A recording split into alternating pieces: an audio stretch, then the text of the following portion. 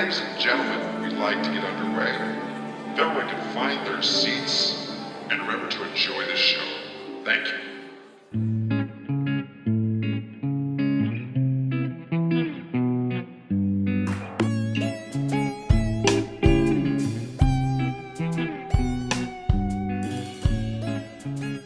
Hey everyone, welcome to Coming of Age. Welcome. Welcome. It's the first episode of season 2. Yeah, fuck yeah. We did it. Season we 2. made it. the seasons, the seasons we got two. Now it was a one season, and now it's a two season. We got two on the way to two. We'll see how long it lasts. Come on, baby, let's make it a season 3. Will there be a season 3? Will there be... will this be a full season? We're all moving to different cities. Well, kind of. It's a mid-season cancellation. JK, we're gonna make it work, baby. Yeah, we will. And it's January 1st right now when we're recording this. But that's not when you're listening to it. But that's all right. It's the new year. It feels good. What if The somebody's new hacking season. in? Somebody could be hacking in right now. Hacking in in. right now. They're live. They're live Dude. streaming. They're really. We got one real devoted fan who loves our. This is social already on security LimeWire. numbers. Kazaa, baby. But we are doing Vampire's Kiss and we are doing Nicolas Cage movies for the entire month. And it's Nicolas Cage's birthday on the 7th. Woo. And he's how's turning that? 55. Not too shabby. He doesn't Doing you know, pretty he good. look- 55. He looks His like age. he looks 55. he looks like he's 55. He doesn't look a day over 55. He's not yet. He's like, 6 days under. Oh, ooh, not good then. He'll be 6 doing better feet on under. January 8th. But everyone, he's the man that puts the ting in editing. It's Chase Cummins. Ooh, thank you. Just kidding. This isn't edited at all. It's coming to you completely live. It's raw footage live. LimeWire.co.uk.com. Like LimeWire is exactly the opposite of live. It is. I don't know why I'm making that joke. LimeWire. And from Gainesville, Lime. Florida, we rolled the dice and we got a little spice. It's Dan Joplin. Spicy. Who am I? Who am I? I don't know. And everyone, give a warm welcome to our special friend and our favorite bullshit artist, Austin Reheiser. It's good to be here, guys. All Production the way- values have gone up double Ooh, since last time I I, was know, on the right? show. We just released your episode a week ago. I know. Yep. It's been sitting there for a while. He was on our Greasy Strangler episode. If none of you have seen that movie, go watch it. Go watch Definitely watch it. Or listen to our episode and don't watch it. it. Listen to it and watch it. I don't care. And you're a new Texan. You're new to the Dallas area, Austin. I got a hat and everything. Oh, shit. That's official. Like the football Wait, team? Austin's new to Dallas. Yeah, I know, right? Austin does Dallas. What? Wow, you guys are What? both on the exact same wavelength. I was just thinking it, and he was thinking it, and it happened. Austin needs a co-star. Sexy. And I'm Alan Loosebrock, everyone. Welcome to the show. Woo! You're with us now, Angel. This is the first episode of season 2. We're happy. I'm so happy that we made it to season 2. I'm happy this is still a thing. Yeah, for sure. And well, yeah, I we're thank being all of you. thankful and doing our Thanksgiving routine. Yeah. Then yes, I have God, we're all also. still alive. We survived the mid-season break. Can't believe Apple signed us up for another season. Thanks, guys. Thanks for all the no money. I was gonna do a spit take, but then I realized those don't Translate. Those don't play on it. Nope. And that's why we don't have any Probably money. edit it out. I mean, what? But we'll be doing 4 Nicolas Cage movies this month, or the next 4 episodes at least, will be Nicolas Cage movies. And we're doing one from each decade up until now. So we're doing Vampire's Kiss today. We're going to do Leaving Las Vegas. Next week. And then we're going to do Bad Lieutenant, Port of Call New New Orleans. Werner Herzog. I've never seen those 2 middle films. And then we're doing Mandy. Woo! Which is a new favorite. And Austin and Dan. Dan, you've seen it, right? Yeah. Okay, yeah. Austin, I you have watched not seen it yet. No, It's so good. I'm gonna get there. I swear. It's so good. You're gonna have to watch it. It's fantastic. And Dan has mixed feelings about that one, but we will get to that in 3 weeks. Oh, Really? Did we talk about this? I think we did. Yeah. Wow. Yeah. I'm excited. holy shit! But I mean, I'm gonna give it, I'm gonna give it another rewatch or so, and we'll see. Yeah. We'll have a conversation about it in Yeah, 3 weeks. That's what that. Yeah, I mean, that's what. Yeah, Yeah. we will. We will. That'll be our final assessments. That'll be our critical critiques. Yeah, and we'll probably be doing Nicolas Cage movies some other time as well. Yeah. You know, we're never gonna stop. There's plenty of room for the Now Nicolas that it's Cage movies. open, He's never gonna stop, so we're never gonna stop. I feel like there's going to be a lot of people listening to this and being like, well, I don't mean a lot, but someone's going to be listening to this. And they're going to be like, really? You're doing a whole Nicolas Cage month and you're not doing Face Off? Yeah, or Con Air, yeah. or Adaptation. There's so many Or fucking Drive movies. Angry. Raising Arizona. The Wicker Man. Yeah. Mostly Face Off, though, is the big one. Yeah, Con But, Air too. You know, don't worry about But it. he weaves himself through a lot of genres. You want us to we fucking can, talk about Face we can Off? deposit him.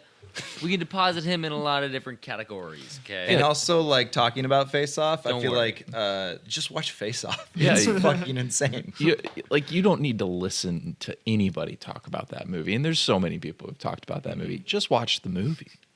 That's all you need. It's the best experience to have Yeah. with the content.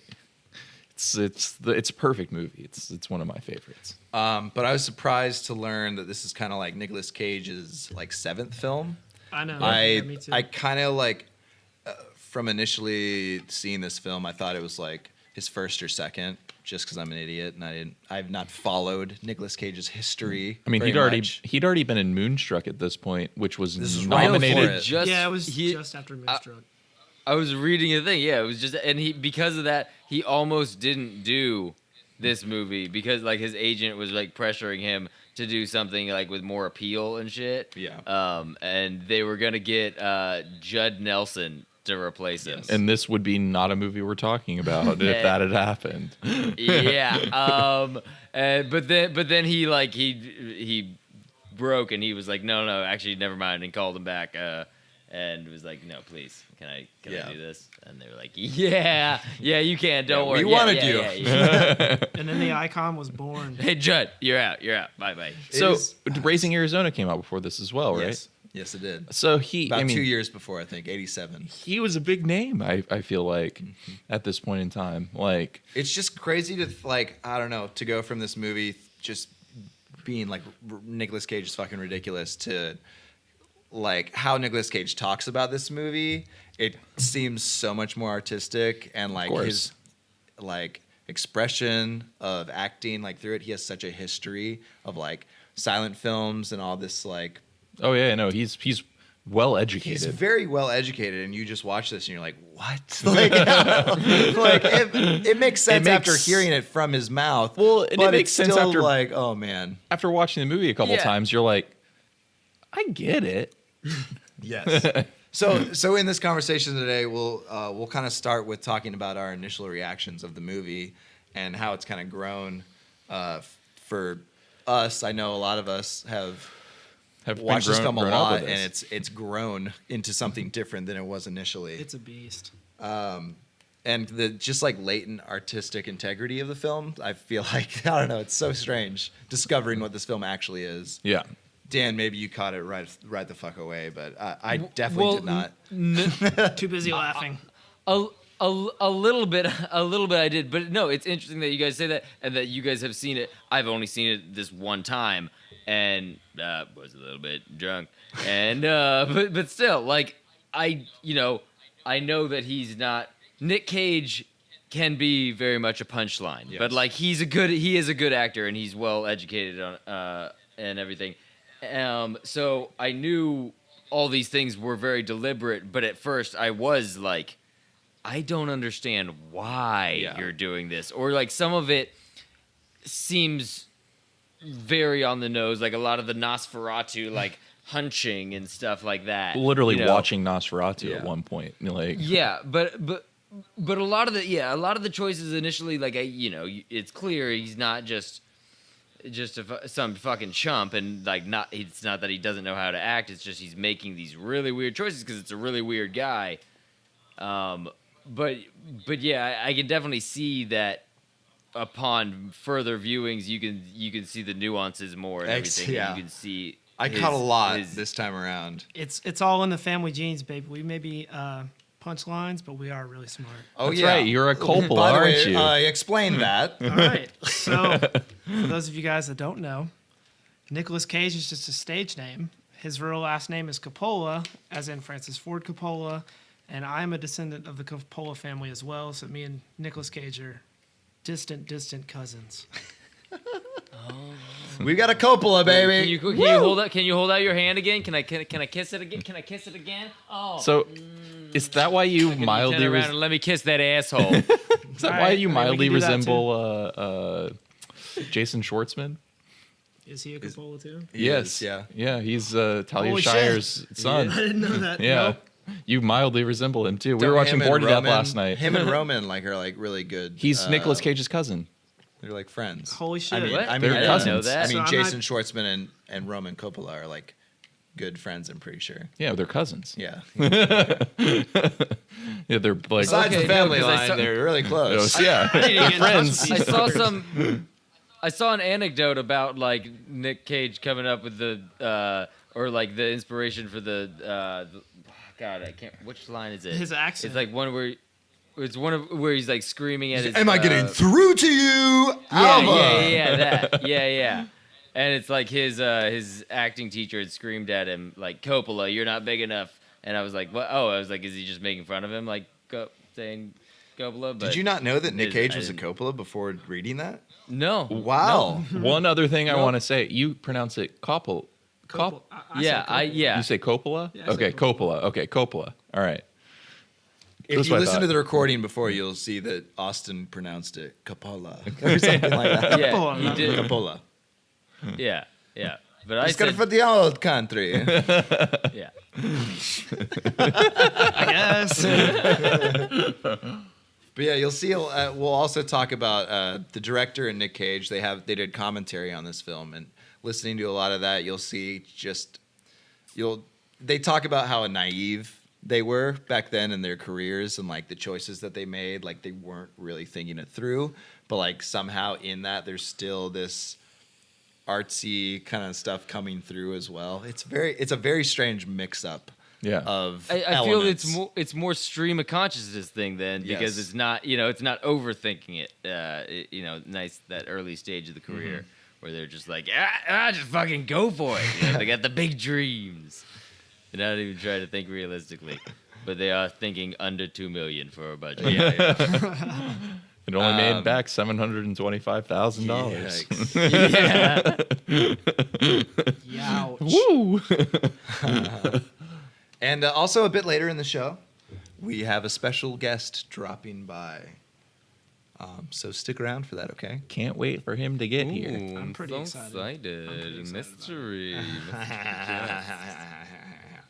So let's talk about watching this film for the first time. Dan, it's going to be this time for you. I think that me and Austin have probably watched this film 20 times by Yeah, now. Easily. Watched it probably 15 of those 20 together. Easily. I mean, this is my 5th time seeing it, and the first 4 times I watched it were with you. Both of you together. It's pretty much like when someone asks me my favorite movie, it's hard not to say this movie, which is kind of crazy that we're finally when we first started this podcast, I was like, like, we're not going to do Vampire's Kiss. Like, I can't talk about Vampire's Kiss because all I'm going to do is be like, this part, this part, this part, this part. And I'm just going to, like, go off and just talk about every single line. But this film has changed for me and become so much more. Even then, I realized a little bit of its artistic integrity. But now it's fucking so hard not to see watching it over and over. Oh, yeah. Definitely. That it's changed into something else where I feel like I can finally, I can do this and I'm happy about it.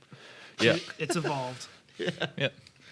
It simultaneously functions as a serious movie about the mental illness and narcissism and I don't know what else. I mean, I do know what else, but I'm not going to get into it now. And a great comedy. Like for sure. It's a interesting mixed bag of things. And at the same time, you feel like you're watching something that is utter shit. Yeah. Well, the first time we ever watched it, it was pure just schlock humor. We were like, this is so fucking ridiculous. Every line is quotable. It's hilarious as shit. And we're like, what? This makes no sense. But like, it totally does. It's pretty much like, it's kind of soap opera-esque. It's a melodrama, yeah. It grabs from that, and it's like a Nosferatu-esque story. Like they add like little bits of that. I think that's probably Nicolas Cage taking that. Yeah. Well, they meant to put it in there, I'm sure. Like But it's like really his filmed silent it. film kind of Yeah. like Well, yeah, stuff exactly. that Yeah. he adopted, and I feel like he kind of brought that into it. It's also a character study, which is interesting because it doesn't feel like that's what you're watching for most of the movie. But when you, in subsequent watches, you realize like, oh, this is a character study. Yeah. You're watching Nicolas Cage break down, and you're watching the harrowing journey of finding that contract. Well, yeah. They get equal screen That time. It's essentially a story of a man delving into psychosis because he can't find love. Yeah. Exactly. Yeah. He I immediately having never seen it before and then like viewing it in this day and age, the thing I related it to, I was like, he seems like a fucking internet troll guy. Like he seems like a men's rights sort of fella. Yeah. I get like that. when he's like, but then I was like, he doesn't seem to fit in with these boardroom guys because he seems like such a fucking internet trolley guy, and also in the way that he speaks and everything. And maybe in that environment, it gave off a different vibe. But to me, that just sounded like a fucking nerd. well, I mean, that there is a reason why there's a meme made after him. Yeah, exactly. But it seemed to me more that like he's a guy who doesn't know how, like he's trying to fake to fit in. Like he doesn't know how to fit in. So like he's in the boardroom, he's like laughing too hard. And But those guys are talking he does that a stupid lot. shit. But like, yeah, and he's sleeping with so many fucking women in this movie. Like every night he's picking a different person up. Like, Yeah, because somehow they find him suave, even though he's placing his little dainty hand and be I'm Peter Lowe. there's a point in the movie where he like walks up like Nosferatu with a sharp object to a woman doing cocaine in a club and essentially gropes her with her willingly letting him touch her. Well, no, that's when the scene changes, is when he does grow When he goes And down she into her slaps shirt, him. but he like is flirting with her. And I mean, if a guy walked up to you with fake fucking teeth, with a sharp board, or he hadn't gotten the board yet. He didn't have the board yet. No, He just had the teeth, and he just slinked up to her. He didn't have anything sharp. He just had You're the right. teeth in. But still, and he doesn't say anything. Sits down. Well, yeah, it's just It's a fun little thing. there. I can see it being so fine eccentric. to somebody, and yeah. I mean, like that little a look stretch that of the he gave her imagination with for the- a movie, totally fine. I I'm can just saying. believe it. It's just the ridiculousness of It's every so part of the ridiculous. movie Yeah. that like you're just like, this is fucking ridiculous. Well, just like women Yeah, are it's Nick receptive Cage. to it. Yeah, it's insane. Everything is over the top in Yeah. this movie. For sure. So at the beginning of the movie, I noticed that when he first like sees the therapist, the first thing you hear the therapist saying is that he was taught when he was brought up to want something in life that is unattainable.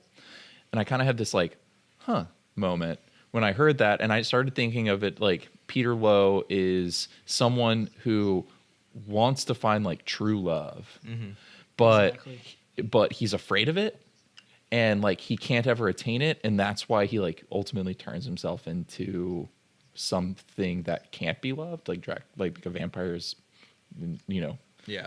traditionally, like it's the creature that can't be loved but constantly wants to find that connection. And so I was like, this is like a big tell, I felt like. He's kind of battling with himself against, Yeah. like what he can actually achieve, which is love. And it's like Yeah. he's kind of fucking himself within that Well, while trying to do it with his just fucking psychosis. yeah, I mean, the psychosis is like the end result or like the product of him searching for something that he's like really afraid of.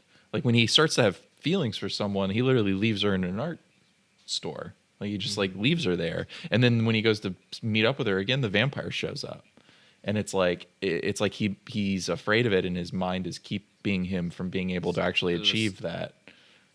Yeah. And so that like the therapist saying that at the beginning is like basically telling you like the thesis of his like mental state. Yeah. Like he's taught to he wants something in life that's unattainable. Which like kind of ties into like I get what Dan was saying with the kind of like just The incels. the nerdy fucking dickness of him. Like you're just kind of like he is such an asshole and egotistical that he thinks like he's better than he actually is. He's a narcissist. Yeah, he just This this is my kingdom. fucking- We shall do what we please. Oh my Literature. God. What do you do? Literature.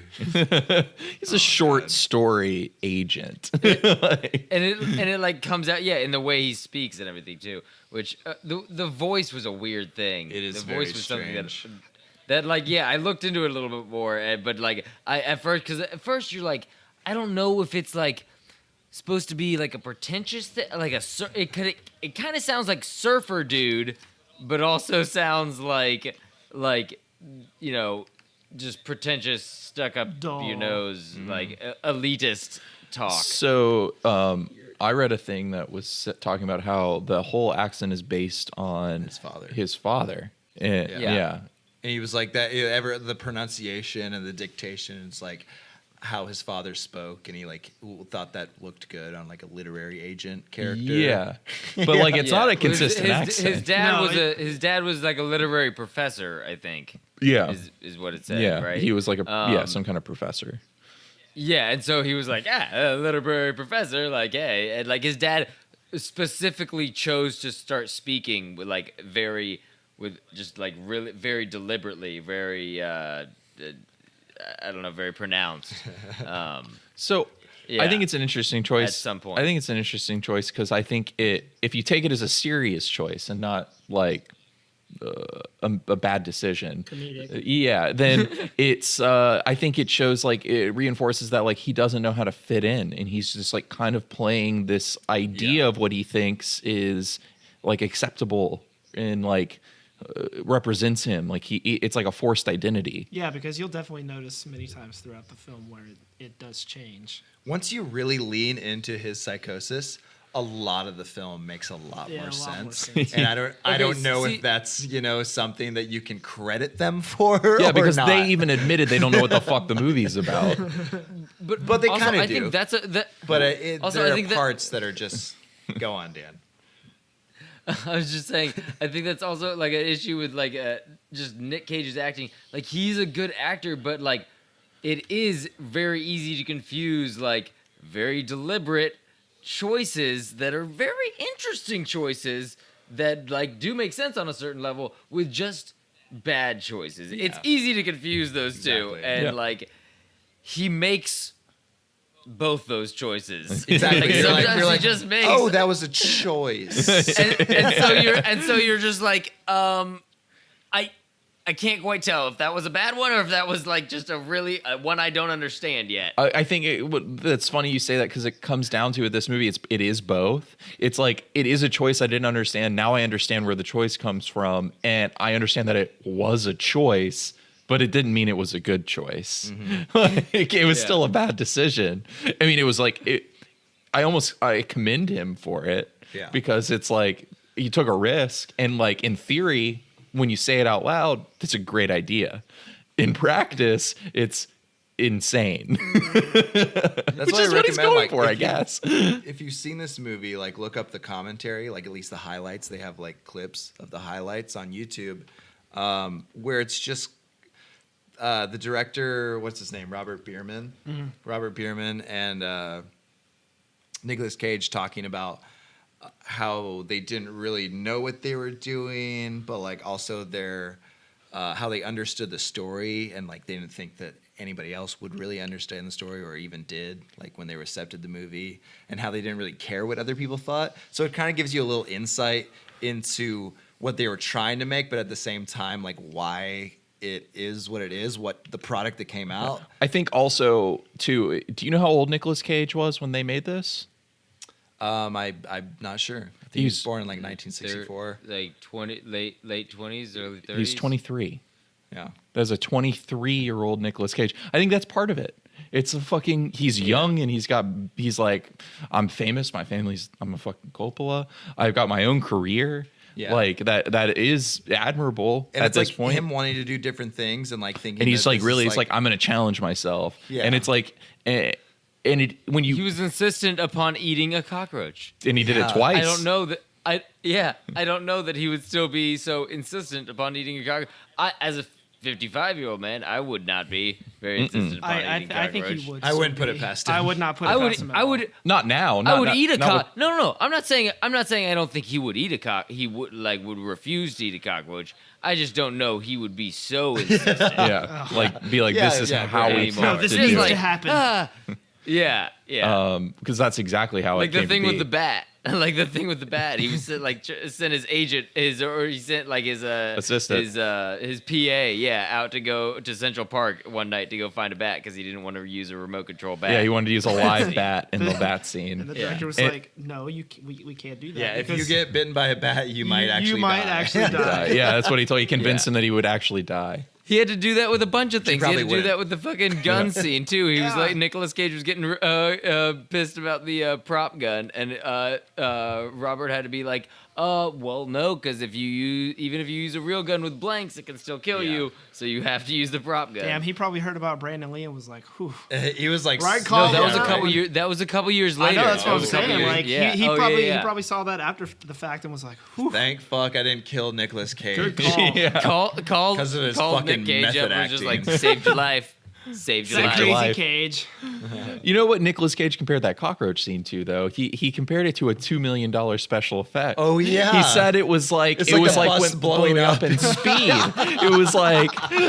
It was like when people see that in a theater, they react. It's Yeah, like it's a that's $2 million, hilarious. and he's almost telling the director like, you should be thanking me that I put this in your movie. I put that roach in my body for you. But I'd like to play a clip where it's like, I don't know, just Robert and Cage going back and forth, and it just kind of shows you how in on the joke they were, even though a lot of the viewings of this movie, the first viewings, I did not think that they were in on the joke. I thought that this was just a bad movie, Yep. just a bad fucking movie. It's definitely one of those things where if you just watch it at face value, you can't tell if they're being serious or not. Yeah, it's crazy. But here's a clip of them talking about the ABC scene and a little bit more, and you'll just see. Yeah. This whole alphabet sequence, you know, I guess I don't know how Mick Jagger figures into this, but There is a pose. there's a pose that's very Jagger-esque, and it all culminated up to that, I guess. But this is, it's like you do this scene, and we're not even halfway through the film. Is how do you top this? And it's about the sequences going further and further. Yeah, because if we were to do this again today, people would say, well, you can't go that extreme in the film. Where do you go from there, as you're saying? But here we go. But look at those wonderful hands there. Well, so much it rhythm. actually is extremely choreographed. I mean, every one of those moves was thought out in my hotel room with my cat. I love that he has a cat. Here we go. Here comes Jagger. I never misspelled anything. Not that. Wait a minute. Once, not one time. Yeah. There we go.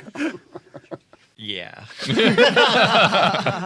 I love the way he does that. I know, it's so great. I love that he talks about Mick Jagger. He's like, there's a couple scenes in the commentary where he's like, yeah, I was really channeling Jagger in this. You And I can was just see- I'm like, oh my God. When he says that on that clip, he does this thing where he leans forward and he's got his like arm extended, and it's a very Mick Jagger thing to do. Like, No, it's like that John it's his Mulaney stance joke where that he's like, talking about no with this, good. Yeah, it's it's his, definitely it's his the- duck Yeah. that he's talking about. this one, yeah. Yeah. The hands on the But I really do. I see it in like the way he like just gestures with his arms and stuff. Like, Yeah, it's just very flashy and like Mick Jagger's so fabulous in his he's so not, I don't know, it's so weird. Stop dancing around the word Probably the hand faggot. gesture too. That was probably definitely. What'd you say, Dan? Nope, can't repeat it. Alrighty then. It's on tape. I said, stop dancing around the word faggot. Racy. Yeah, for sure. There's so many fucking weird things about this though. They talk about how violent New York City was in like the 80s. yeah, And just how crazy it was, the nightclub scene that they were filmed on the last day. Or I think when he meets Jennifer Beals character is when it happened. Before they shot that scene, there was literally a dead body in the club that they had to pick up and take out before, like, not them, but like the people who were in charge of that kind of thing, I guess, had to take a dead body out of the club before they shot the scene. in there. coroner. that's crazy. The Which is coroners like- then. Yeah. The police. Yeah, fucking insane. crazy. And then Bringing Out the Dead is by the same director. Bringing Out the Dead is not by the same it's not. director. Oh no! Was it Cage? Martin Cage was Scorsese. talking about. Yeah. I'm sorry. Cage, obviously. I misread that. Cage was talking about. Yeah, how, you fucking idiot. How dare you. you? How dare you, Mr. Reed? He's talking about how different New York City was from that era to like 1999, and how like there was like no crime, like Yeah, in any- after Giuliani took over. Oh yeah. Took- It was cleaned up the city. pre-Giuliani. I don't know. 1989 might have been in the beginning of Giuliani. No, I think it was pre. 1989? No, the 80s is when they started cleaning up. Giuliani was mayor then. I think it was just like an aftermath of the 70s. Because it was real clean during the 90s, but he was like cleaning it at the time.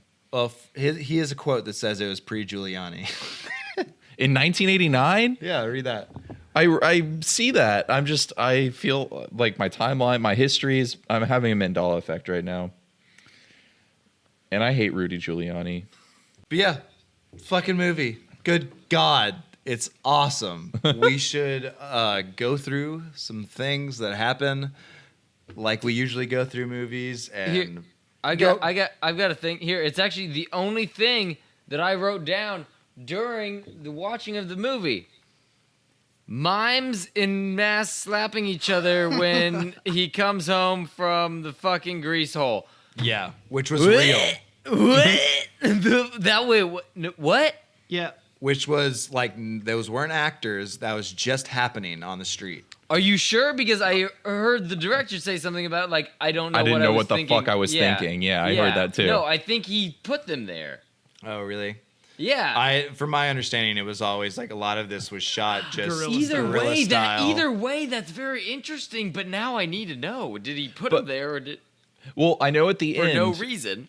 I know at talks the end. about the homeless people being. Yeah, like all of the Yeah. shots of him walking around with that plank of wood are real people, and they were shooting on telephoto Yes. lenses, so no one knew that they were being filmed. But I always thought too that like the mimes were like just there, and they just kept them in the shot. But after listening to the commentary tonight, I think Seemed he a put little them bit there. like, yeah. He, like, Yeah. he was like because he just says I don't know what I was thinking, so it's like Yeah. obviously. yeah, he's like I don't know why I don't know what it was. So It's one of the best really parts, though. It's so good. really 100% is just like what the fuck? Why? And he doesn't even know. The director doesn't even know why those mimes are there. He's just like doing it that. looked great.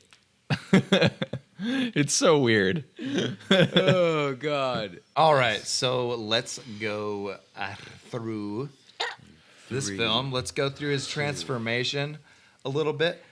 Now, all right, let's go through the transformation of Nicolas Cage into the fucking psychotic vampire we know him as. Vampire in quotation marks. Yeah. I have so many things I want to say. There's so many things in this movie that we could talk. I could talk about this movie for 20 hours. Let's do it. Let's do it. Let's do it. So the movie starts, right? And I wrote down Sunset, New York. Am I the only one who thought that we were watching like the sun setting in the opening montage, like that opening sequence? It might be the sun setting. He's going out on a date at the very beginning of the film, correct? Okay, so I thought it was the sunset. And then you have this Nori music, right? And you have this montage of the buildings. And then you're in foggy New York and it's the middle of the day. And he's with his therapist. Okay, yeah, it starts with his It therapist. starts yes. like that, all right? So I was like, okay, they went from the sunset to the middle of the day, whatever. It's tonal. But then as it gets closer to the end and the sun starts coming up, it's the same shots. And I realized we're watching the dawn. We're watching the sunrise, which is a motivated choice to start the movie with the sun rising, where, this movie it ends in that way where the sun starts to rise and he fully embraces the insanity. Yeah. Which we'll get to, and I think it's the fucking best. It's so funny.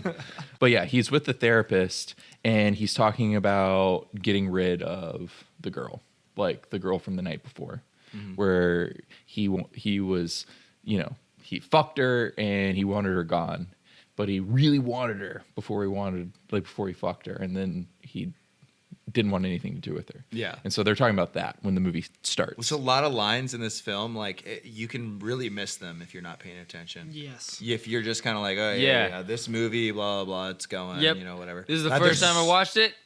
Didn't catch that. So many lines that I caught this time around that I'm like, oh, that is absolutely motivated for the plot of the Yep. film that you just don't think are. Yeah, it's like there's weird throwaway lines that you're like, that's important. Yeah, for sure. For sure. It's all in the delivery, baby. Yeah, it kind of slips past you. It slips past you so much. Literally the first thing we hear the therapist say is, I think that you were taught to want something unattainable. Yeah. And it's like in the background. And that's like the whole motivation, I think, for the characters, through the whole movie. For that character, for Peter Lowe. Yeah. And he's kind of on board in the first scene with like the therapist and everything. He hasn't completely abandoned, but he's always like trailing off and detached.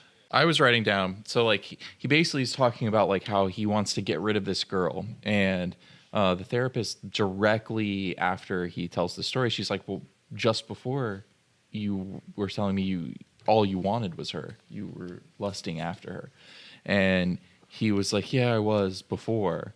And so I kind of wrote this note when I was watching it, and I was like, Well, that's after the bat scene. no, that's the beginning of the movie. He wants to Yeah. get rid of this girl, and then she's like, but you were beforehand you wanted her. That's all you wanted. And he Yeah, was he's like, right. Oh, okay. Yeah. yeah. So this happens a couple times.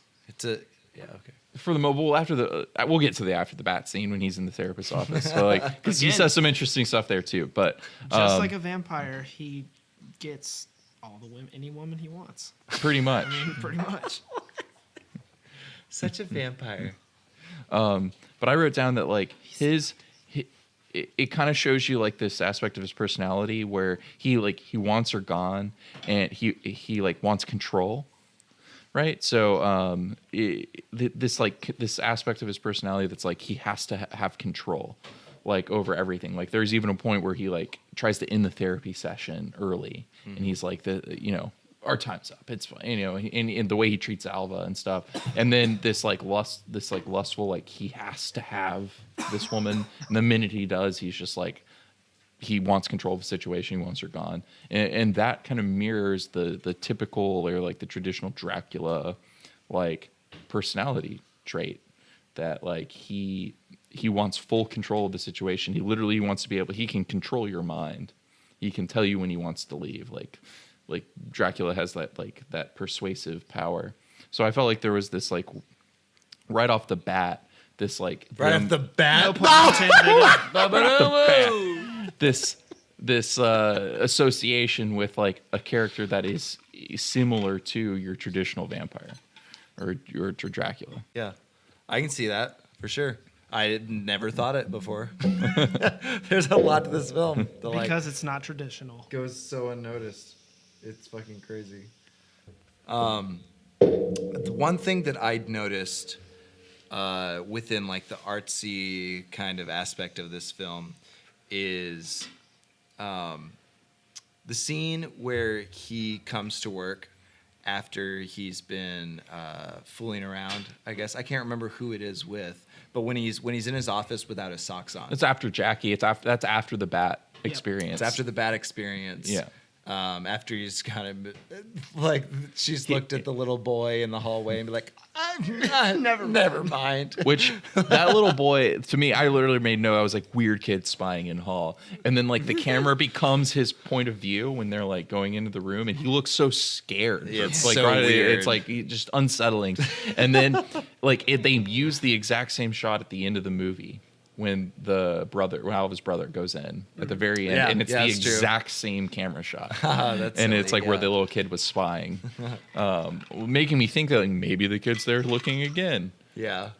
Also, one thing that was pointed out to me, I didn't remember when when they're leaving, and the woman is like, "I didn't know you had a roommate," and it's talking about the bat. Yeah. Like Yeah, they're just yeah. being super silly and drunk the whole time. Her laughing through that sequence. I mean, there's so much laughter in the bat sequence. I was confused at first at her laughter. I was like, "What is she? Yeah. Is she like crafting? Is she cry laughing? What's happening?" Yeah, Yeah. she was seems so purely- nervous Purely hysterical. and like almost mad at him at the same time, but And also like upset forgiving. and crying, It's so and then weird. and then she's in the hallway and she's laughing her fucking ass off. Yeah. She's Naked. and so Staring and at a she little child. She starts talking to the kid, and she's like, mid explanation, just like, never mind, and just starts laughing again, and it's like, It's so silly. yeah, Poor kid. But so this translates to him not wearing socks the next day, I guess. Well, like kind he- of throwing on clothes. I presume they leave and go to her place or whatever. Yeah, and then he comes like in the wasn't office. quite prepared for Yeah, work. he just like And threw so his suit this is on. what Alva sees when she first walks in, and he talks about Rattlesnake Hill's contract that he wants to find, and puts her on the job. So she notices that he's not wearing socks and is like, "Oh, that's kind of strange." You can see on her expression. Pretty judgmental. Yeah, but I never noticed at the end of that scene as she's walking out, Peter Lowe is looking at her ankles and like kind of checking her out in a different way than she was checking him out. But They're it's still looking at the like same body it's part? like an ankle bookend scene. That's weird. It is That's a strange. weird It's super thing. strange. But like on the fucking 20th time viewing the movie, I finally like saw it, and it's like completely deliberate. Yeah, for sure. I didn't notice him checking her ankles out, but I was writing notes, so like I Yeah. very easily could have been looking down. Right as she's walking out, Yeah. he's looking straight at her That- ankles. that's so that's so crazy because like you totally like, it's a big thing when she notices his ankles and like I mean it does like 2 camera shots on it. It gets closer to his like hairy fucking legs. Yeah. It's kind of like her perception of him and his perception of her, like how he's in charge, but he is like kind of attracted to her at the same time. There's this weird sexuality undergoing the entire movie, and like I mean he rapes Alva by the end. Like he fucking Oh, by the rapes way. her. I did rape someone last night. That was just your id seeping Just a simple through. release of id. Nothing to worry about. Pita. And like, thank God that's not the real therapist saying that because my God. Yeah. Youch. Ouch. It's so weird.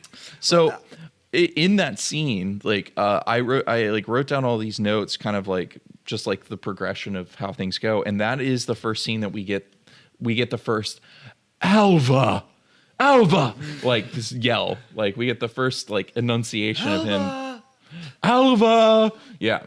Exactly. Yeah. And that's the first time we hear that. And obviously that comes back way later because there's a whole sequence of this movie where he's screaming her name. So all too late. I just have to point that out that's our first alpha. I love when he starts. Let's just talk about that scene when he starts talking. I mean, or starts muttering her name at the beginning of that scene. It's so funny. You can almost miss it because he's just looking down and his hands are on his desk and he's like, He's just mumbling. Abba, Alva. Like he like slowly starts. It starts. It's like you're like, why is he even doing this? What, Dave? Alva. Alva. What, Dave? There you are. Oh, we'll get to that. Fucking ridiculous. Well, that's So the scene. great. Yeah. Well, that happens a little later on in the movie. No, that happens right during the Alva scene. No, Where he's screaming. Yeah, but that is in the Oh middle yeah, of the it's movie. completely Yeah. later, but we're already talking about it. Yeah, so. yeah. We're in I do want to go back one go back for sure. one thing when before the bat goes into the apartment and he's in there with Cassie Lemons with I think her character's name is Jackie, and they're kissing and undressing and Yeah, stuff. being insane. Yeah, it cuts to a wide shot of the apartment. And then this horror music, kind of like this, Which score. is the same as the theme music, but horrified. Yeah, it's just like scarier. hilarious. And it's all this one wide shot of them undressing. And for some reason, I was like, that is a great choice. That has some fucking creepy I noticed that vibes. as well. There's like a voyeurism to it. Well, it's like foreshadowing. You're but you would outside the just window. yeah, never you're outside know. the window and it's panning in on them undressing in the most awkward looking way possible.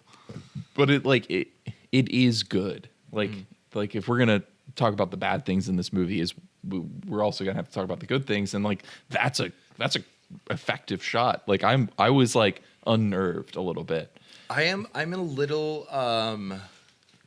I mean, it's fine. It's a movie, but I'm a little baffled by how the bat shows up before he actually meets the girl that he projects the vampire aspect upon. Well, I think that adds a lot of controversy to how this film's interpreted because it's like, did he get bit by a bat? And then the rest of it is just like him becoming rabid. Like, I mean, that could be like the minute the bat bites him, everything after that is unreliable. You know, Goddamn water on the brain. The kiss could be a bite. yeah, but like yeah, at the see, same time, I don't- is the kiss a shaving accident? Because he cuts his neck shaving the next morning. Yeah, but I think that's to reinforce that like that bite took place. I don't know because So it's like yeah, but I understand it can be interpreted Yeah. both ways for sure. It And is very ambiguous, as Nicolas Cage says as well. And there's a scene later on where he's about to take the Band-Aid off, and then you start hearing a knocking on the door, right? And then he puts the Band-Aid back, and he answers the door, and no one's there. And it's almost like the only time you really see the wound is when he's with the vampire, yeah. and she's biting his neck. And otherwise, we don't see it. And Well, there's that's why this it kind of plays into his own psychosis. Yeah, like it almost reinforced like there is no bite mark. So like, was the Band-Aid part of a bat bite? Was it a part of a shaving See, accident? I don't think that I never have interpreted this film that he actually got bit by the bat, though. The bat looks like it swoops down towards him, but there's never a part where you actually think that he got bit by a bat. No. It's only bit by the woman. Yeah, I mean, you're right. And then like, I mean, he kind of comes out of the apartment like after the bat, and he's like, oh God, oh, you know, almost like he's been bit. But I think he's just like drunk and like being like, oh, he's doing that fake laugh and like So it's like the street. you just chalk it up to Nick Cage. Yeah, like that's just him leaving. It was just a Yeah. pure unfiltered Cage moment. But that's the thing with this movie is like there's so Engaged. many, and some of them are purposeful, and some of them are just literally like accidents. Like, they're It's just your moments. job to get. I would think it would be just kind of him like he meets this woman at the bar, like when he just comes up and be like, "Did you get that joke?" And she's like, "No." He's like, and he throws the ice in his mouth. Yeah. So fucking funny. so good. So silly. And he just comes over to her, is like, "I love your earrings," whatever, you know. And like, I feel like after that point, they probably hooked up in reality. She But, does recognize him at he the end. Projects everything else. So much more yeah, like she the pre- vampire aspect and like the bat coming into his room and stuff that probably actually happened as well. You you know, know, but we like, have Cassie Lemons there to react to it, so it's exactly. like we kind of know it happened. and he just projects it into this weird fucking thing. I don't know. It's Well, very like strange. he kind of develops this fantasy life, like this delusion that like protects him from his biggest fear, which is finding love, which is also what he wants. Like he wants that, but he's so afraid of it that he creates this fantasy where he's found love, but now he's loveless. Like he's unlovable, not loveless, but unlovable. Yeah, and this is like he starts kind of betraying his own love. Like I don't know if it's for the other girl in his mind or whatever, but like when he leaves the girl at the gallery, at the art gallery, and It's then him running away. She calls him back and says "fuck you," and he says, "Yeah, fuck you too, sis." Yeah. Which is his favorite line, which is hilarious. That's definitely top 5. Like he's like super cruel to this woman, but then like gets a second chance, and like that's kind of the turning point is when he still like fucks it up because he gets with the vampire girl again. Which like, and if we're taking the idea that the vampire's a delusion and it's part of his own weird psychosis, then it's literally his brain preventing him from potentially connecting with another person, Yes. like a real person. Yeah. And that's when he gets the letter that's like, I never want to stay out of my life. Yeah. And is that's what it when his says. meltdown- That's when its huge meltdown happens, and really, like the cogs really start turning. After Yeah, that it starts to point. speed up. Yeah. No, it's 0 to 70. Well, and I love that this movie kind of starts at 70. 70 to 120. It's like by the end we're going almost 280. Like, Yeah, it's fucking insane. Love it. It's the best. It's the best thing ever. But yeah, this is when he like. It's crazy to see him adopting the vampire like throughout slowly. It's so funny when he like. The first thing that you notice that I noticed I didn't notice for so long, but when he's talking about chasing Alva into the bathroom with all of the guys around the table, and they're all like, "Geez, we gotta give her a raise now," huh? And he's like fake laughing. yeah. You'll see him casually Close the reach over to curtains. the blinds and shut them. It's the smallest thing. That's he's so- just Really? laughing. Yeah, he's like, oh, and he just reaches back and closes the blinds, and it's so fucking good. that's great. I was like, oh my god, That's Like, great. He's really, really easing into the vampire psychosis thing. Yeah. 'Cause then he like shows up with sunglasses on. Oh, and then he's just like wearing sunglasses, and I love a Nicolas Cage that just wears sunglasses in every Yeah, scene. no. It's the 80s. Like everybody's wearing sunglasses inside right now. Oh, I'm not questioning the reality of it. I'm just like I love that version of Nicolas Cage. He's Like, fantastic. No, I'm just saying he can easily get away with it. yeah, that mescaline. Jeez. I know he blames it I'll on never a do that drugs again. at work. That is not an excuse. That is not an excuse. Like what? Like he took That's mescaline not and better. came to It's work? better to say I'm turning into a vampire than to say I'm on a ton of mescaline. I was right on now. mescaline and I chased you around the office to the point where you had to threaten to shoot me with a gun. Yeah. And then Alpha just plays it off. Oh, I know. Just I did a little bit. In If high school. if you are turning into a vampire, you are the victim. If you are just doing mescaline and assaulting your employees, you are not the victim. Yeah. Like, Oh my god. When he's like, don't you want to use your gun, Alpha? He asks her to use it. Yeah. He wants her to kill him, and I feel like Oh, part of the asked reason her he's over- That torturing. part, it's like him Begs like her. desperately Like, him wanting to he die. wants to get Yeah. out of it. Well, and yeah, exactly. He wants to escape. He there's some level of this character that understands that what he's done is an illusion. You know, like it is a delusion, and he's like on some level aware of it. I mean, he buys the cheap fucking vampire teeth, Yeah, right. and like he obviously knows there's no vampire. Like he doesn't have vampire teeth, and if you're actually a vampire, it would grow in. I would assume. So like there is some level of him like complicitly going along with like the fantasy. Yeah, but you don't know how much, you know, you can just lean into him just being psychotic. Well, yeah, but like there is a level of complicity complicity to it, and then like he is desperately trying to push this poor woman to just kill him. Like, I mean, to the point And where also, he rapes it her. almost seems like it's like borderline romantic. Like he's almost trying to turn her into a vampire at that one point. There it's is so a- like I don't know what the intention is there exactly. I think it is an extension of like the entire movie. He is just like pushing this woman and pushing this woman and pushing this woman to the point where like any sane person would just leave, but he's like trying to get her to kill him. And like then in the scene in the bathroom when she admits she has the gun, it almost makes it worse because then he's like, this woman has a gun, has threatened me. I can push her to the edge and she'll kill me and she'll end it all. And there is a level to me of this character that is like understands that and wants it to happen. And he's like, he pushes himself to ending, like to raping her to try and like procure that end.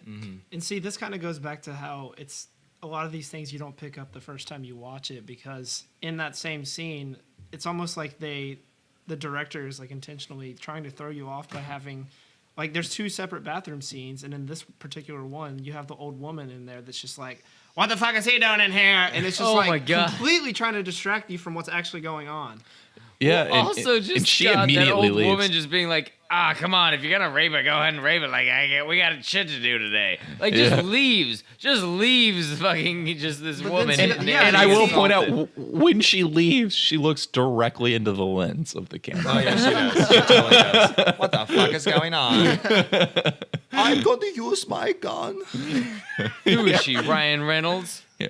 What the hell is going on here? If you don't stop, I'll shoot you. I have a gun. What the fuck is happening?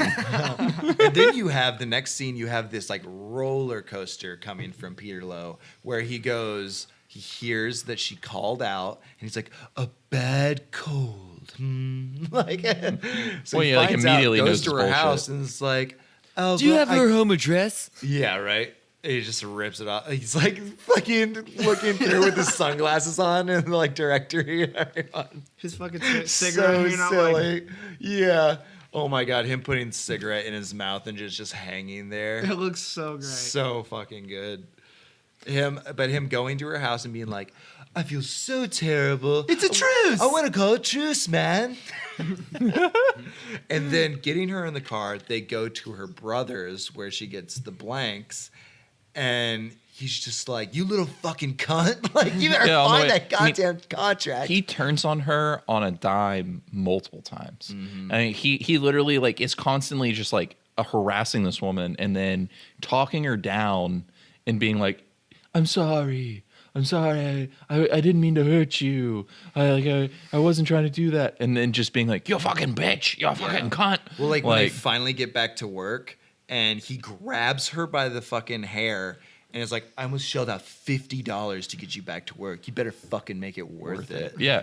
I mean, it's so abusive. It's like, and, holy so, fuck. So between fucking the end of Jingle All the Way and this, I feel like a goddamn social justice warrior over here. But like, what does Alva gotta fucking do to convince her family that her boss is fucking Looney Tunes?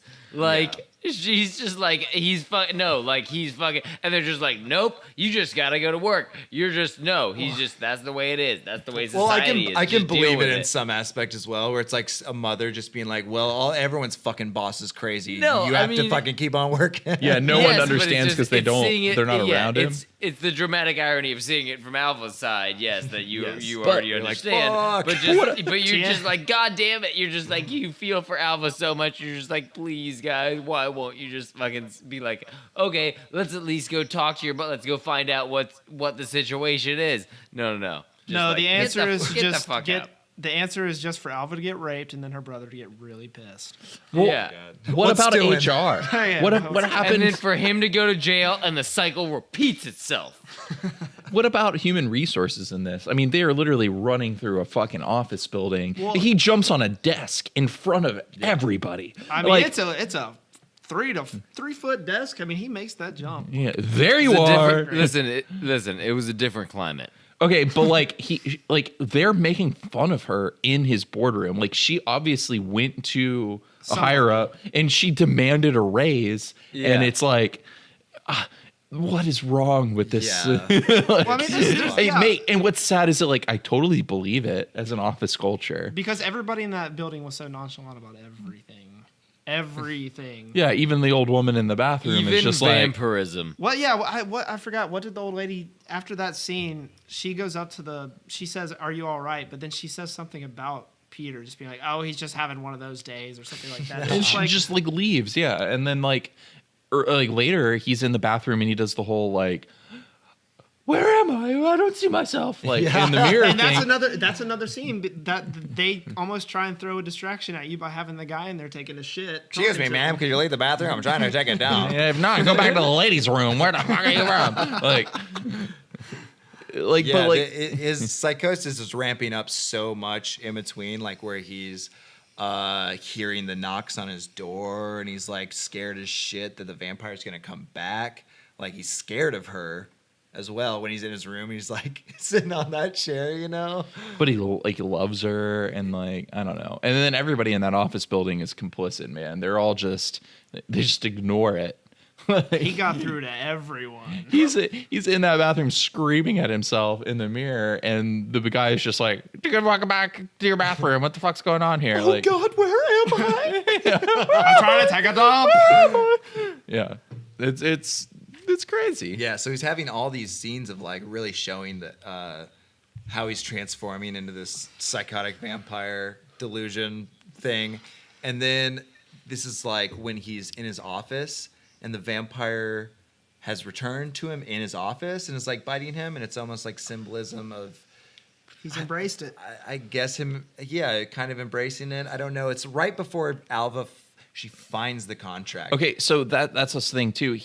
He's having sex with a vampire in the office, right? And then Alva finds the contract, and she comes and knocks on the door, and that's a great sequence. It's a great shot, fantastic. like through the like opaque glass in the door and stuff, and then it cuts back into the office, and he's standing there talking to the cab driver and his wife in the photo, like And he's from saying, the photo. I just never found the right woman. Exactly. That's it. Yeah. I just never found the right woman. And I was like, okay, this guy's fucking crazy. Like everything's Well, that part really clarified a lot more for me Exactly. this time Yeah, as me too. well. Me I feel too. like him saying I just never found the right woman, and like him just it almost like is he's projecting that onto Alva, but like 100%. And it's an taking it in the interesting same way he's still like taking it out on her too. Yeah, It's he's very absolutely strange. taking it out. and it's this weird juxtaposition too. Like he's with the vampire woman, and then like there's almost this like jealousy you see in the vampire or in Rachel when Alva starts knocking on the door and interrupts them, and then the next thing you see is him just standing there talking to the cab driver and his wife. Yeah, that's super weird. And it's like his delusion is just like completely shifted, and now it's like the cab driver and his wife are talking. He's talking about how the cab driver earlier was talking about how they've been together 15 years, and it's like what makes him live, basically. Like what gets him through the day, and then it's this weird juxtaposition of just like him with this like woman that he loves that has like turned him into this monster, and then him like talking and rationalizing and like to this cab driver who's like something that he wants right when Alva injects herself into the scene. And then I mean obviously that scene's followed with him just being like it's too late, and like I felt like that whole sequence when he's like it's too late before he chases her down the hallway and rapes her, it's subtext to like, you got here just too late. Like I'm like, too far gone. I have crossed that old, metaphorical line in the sand, and it's too late. And he's not talking about the contract at all, and we know that because there's no rush on the contract. We know that from the very fucking beginning of the movie.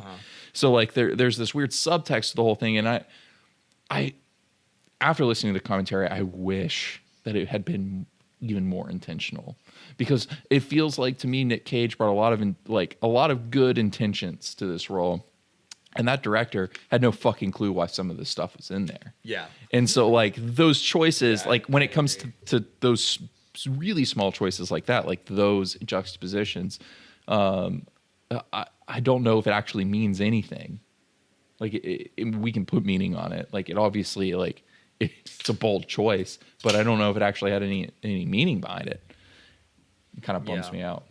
That whole fucking scene is so crazy though, with him running down and saying it's too late, and it even more so just secures his psychotic thought when he fucking shoots himself with her gun, and literally is just like, oh, I definitely am a vampire. Yep, I can't die. You know, I literally just shot myself twice in the fucking head. Oh yeah, and it like solidifies in him that like he's an immortal. He's like not mortal at all anymore. Even though they're just blanks. And that scene again, Which would have like, killed him anyways. It's like, Well, it would have when you hurt. talk about this scene, like it sounds serious, but again, there's these distractions because he's saying "boo hoo," like super emotionally. Which he talks addressed. about, He said yeah. he wanted to find a way to say "boo hoo" that worked. Yeah, And He's I like, was like, "Boo-hoo!"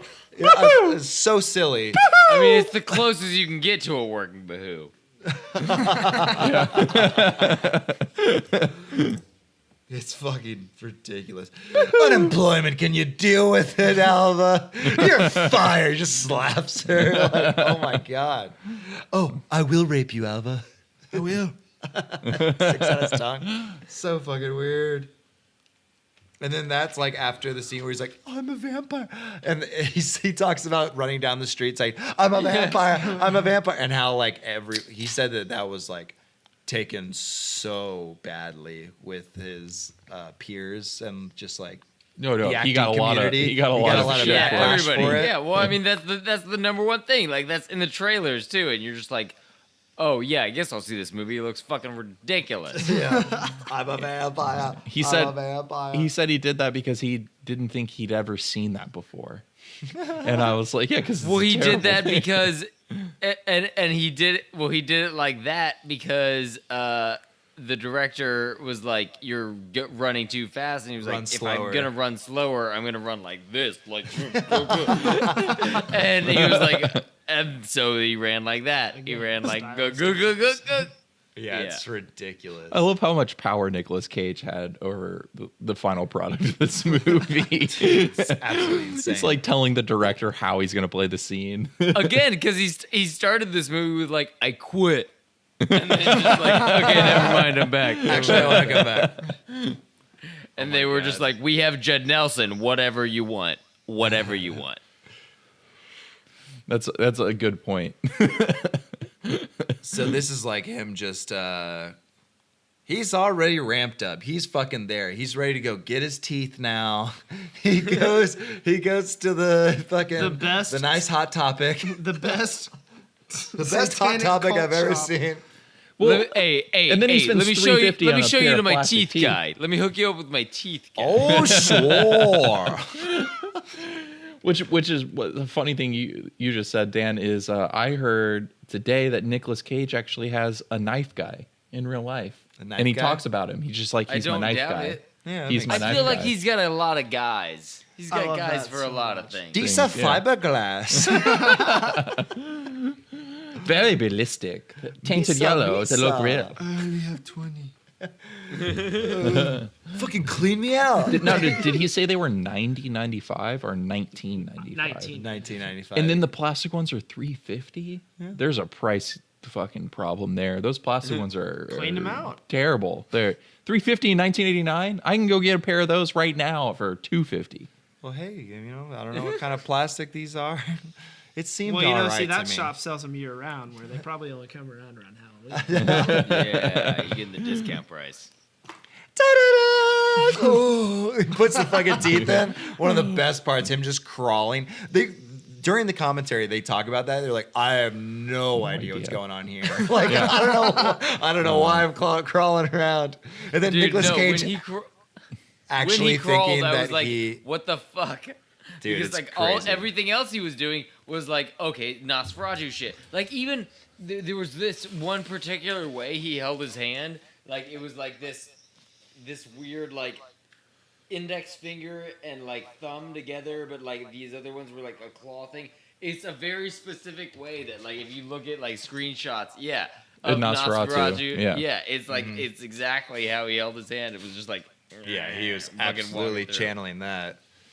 Well, like him catching the 100%. pigeon too is so funny that he actually thought that was so he proud. was like, he's like, what do you think? You're such a great actor that you can catch pigeons? That's what Robert Pearman said to him. He's like, no, we drugged that pigeon. Yeah. Yeah, they gave them drugs so they wouldn't fly away. It's so Yeah. funny. Good fucking lord. From there, I guess that's when We've lost him. I mean, we've completely lost him, and he kind of knows it as well as when he calls his therapist in the phone booth, and we get Yeah, and that he moves his- fisheye lens of him, like just being real, looking so weird. And he moves his appointment up, and that's when pretty Sooner. late movie we find out that she has a very young lover, A pool boy, like literally a pool boy. She has a pool boy, very young. and he goes, hurry up, honey. hurry up, honey. It's so funny. And that's like the last time we really see the therapist as the therapist, because the next time we see her, she's the therapist, but it's his delusion. fantasy. Yeah. I mean, he literally walks face first into a wall, which is one of my favorite moments of the whole movie. It's so fucking good. Like while that's happening as well, you get the side of Alva's story where she's going to her brother, being like, "This guy fucking raped me," kind of thing. And I don't know if you guys noticed, but it's something that we noticed early on in viewing these. It's one of my favorite lines of the film. Literally, when the it down. brother wakes up and He goes, sees Alva, he "Hey, goes, what's doing?" Hey, what's doing, Alva?" Hey, what's doing? I literally wrote it down. It's Hey, what's so doing? funny. What's What's doing? doing? Hey, what's Like, doing? Oh my god. There's I another still point- say that to this day. There's another point where he's like talking to her through the door. Yep. And I literally wrote Alva's brother funny accent. Again, I don't remember exactly what he said, but he like knocks on the door and he's like, "Babe, what?" Yeah, he's Yeah, like, there's another I know what thing. you're doing. I know what you're talking about. he's not. He doesn't say what's doing. He's just like, "Babe." Hey, Alva. Like, Yeah. I don't know what the fuck. Well, he it is. calls her babe most of this movie. Did you guys notice that? He I calls her. noticed- I noticed it that one time. He calls her babe like several times. And I'm like, I'm a little off about the calling your sister Alva, babe come on thing. up, Kay. Hey, babe, where you at? What's wrong, babe? But then the other obvious missed line was when she was hugging him after the incident, and he's like, "No, it's Kay. It's K. It's That's what he K. says. It's Says, K. It's K. It's Kay. Oh my god, it's K. It's so good. It's Kay." I love him. Yeah, so no, good. great. I mean, and then he murders him at the end, which is kind of a great scene. He like fucking shoves that Yeah. thing into his So chest. he after getting the teeth and doing all that, he eats the pigeon in his house and he makes his own coffin out of his couch and like books and stuff, which is fucking fantastic. It even creaks when he So picks good. it up. It was, So it's when Oh, he- when he pulls it up and his fucking vampire teeth are just sticking out of his mouth, like with his lips. Oh my god, The way he like juts his jaw out and stuff, it's like. so ridiculous. So I did want to say too that like when he destroys his apartment, he's like breaking all the stuff. That's like legit. It's all real. Yeah. It's all real. They couldn't Yeah. do it again. Yeah. It's fucking crazy. His legs move insane in this movie. that He- karate kick to the lamp. He's fucking perfect. He broke one of the cameras Yeah, during this. They only, and, so they only had one. yeah, and so they only had the one camera that just like they could salvage footage from. And there's also a scene I'd like to mention when it makes me laugh every time when he's first getting with the vampire chick and he pulls his shoe off and his leg is so it's like how it's keyed out the shot. You're just like, how is his leg in the shot? Like, how does his foot get all the way up there by his head? And he takes off his shoe. It's so fucking crazy. I have to rewatch that. Next for time you that. watch yeah, I'm it. gonna have to see that. Just look at him take off his shoe. It's so fucking weird. It makes me laugh. He's laying every on time. top of her, yet you see his foot just come like flying in, and he's just like, It's very strange. That's awesome. Okay, so something I wrote down with like I don't know what point during this movie, around the time Alva's brother comes into the scene, I wrote down that like this reminds me of Richard Chase.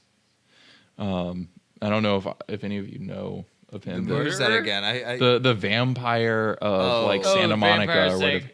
Sacramento. Sacramento, yeah. Yeah. Where he like went crazy and just fucking murdered a few people and like drank their blood, and in the 70s, and like part of this was like it felt kind of like that. Like there's this like element of him just like losing his shit and then going out and murdering and raping and without any real like understanding of what he was doing. Yeah. And like, I mean, he understands what he's doing. Like we said earlier, there is definitely like an awareness in this Nicolas Cage character, whereas with Richard Chase, I think it was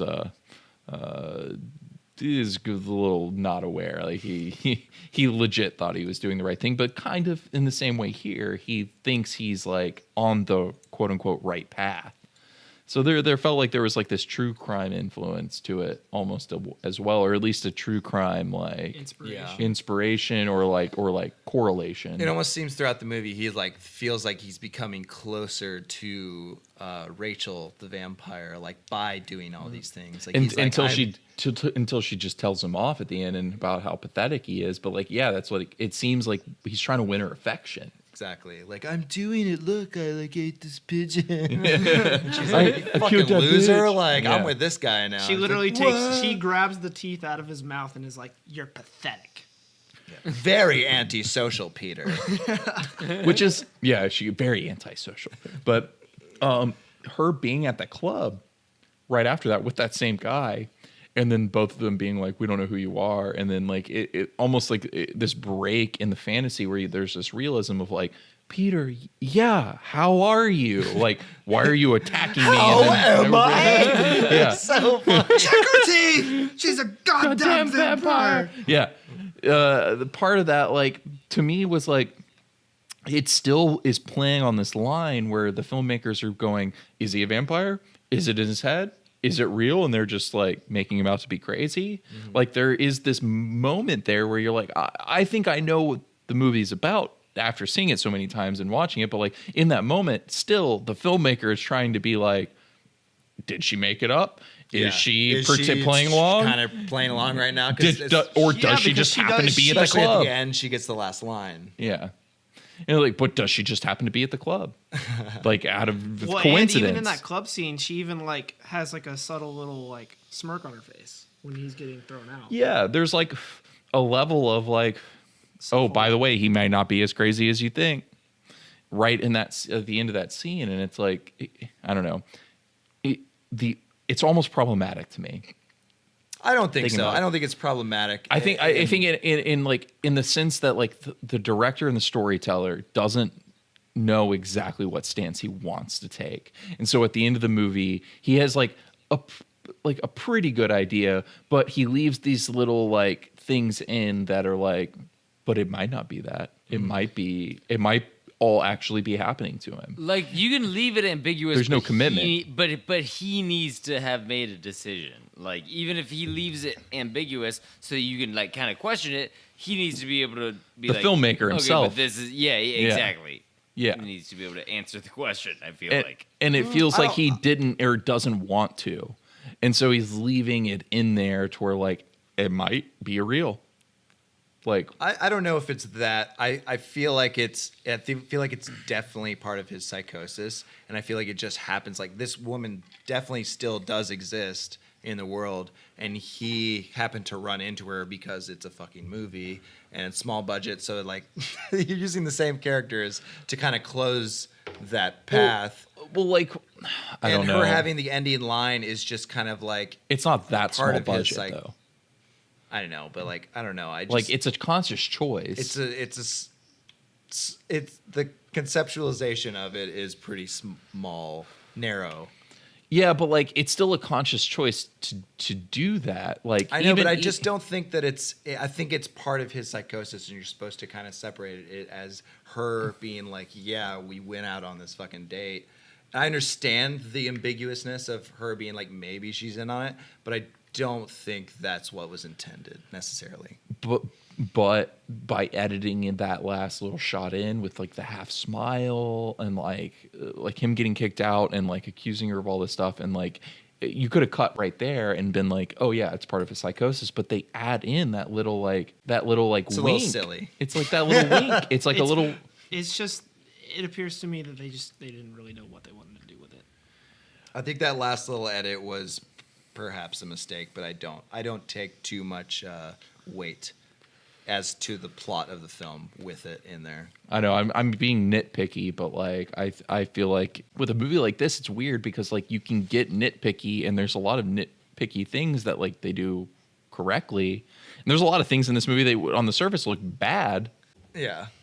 But when you pick them apart, you realize like it was an intentional choice, and then there's things like that where you're like, It's not a completely sound movie. It's an intentional choice, but it doesn't No. fit in with the overall thesis that I think the movie is really about. That we're all on the same page on that. I think we all are too. I think it's just that they were a little confused themselves. Yeah, exactly. That's what I And was like trying to then, say. especially when it comes to like making it like this feature presentation, you know, you might add things that you necessarily didn't intend for the audience to grab, but it might be just you being inexperienced with movie making yourself. I get all of that, and like I don't know. I mean, there's part of me like Dan and I took a directing class in college, and there was an assignment we had, and we had to make our first short film, basically, right? And I did mine, and Dan helped me film it. And it's like this guy picking this coin up on the road, and like this other person not seeing him, and whatever. And like we chose to shoot part of the shots with this like weird filter that kind of like did like a sunburst effect on the coin. And we shot it both ways, and when we were editing it, I put it together going like in a way that like almost made it feel like that was like a dream sequence, but there was no intention behind it.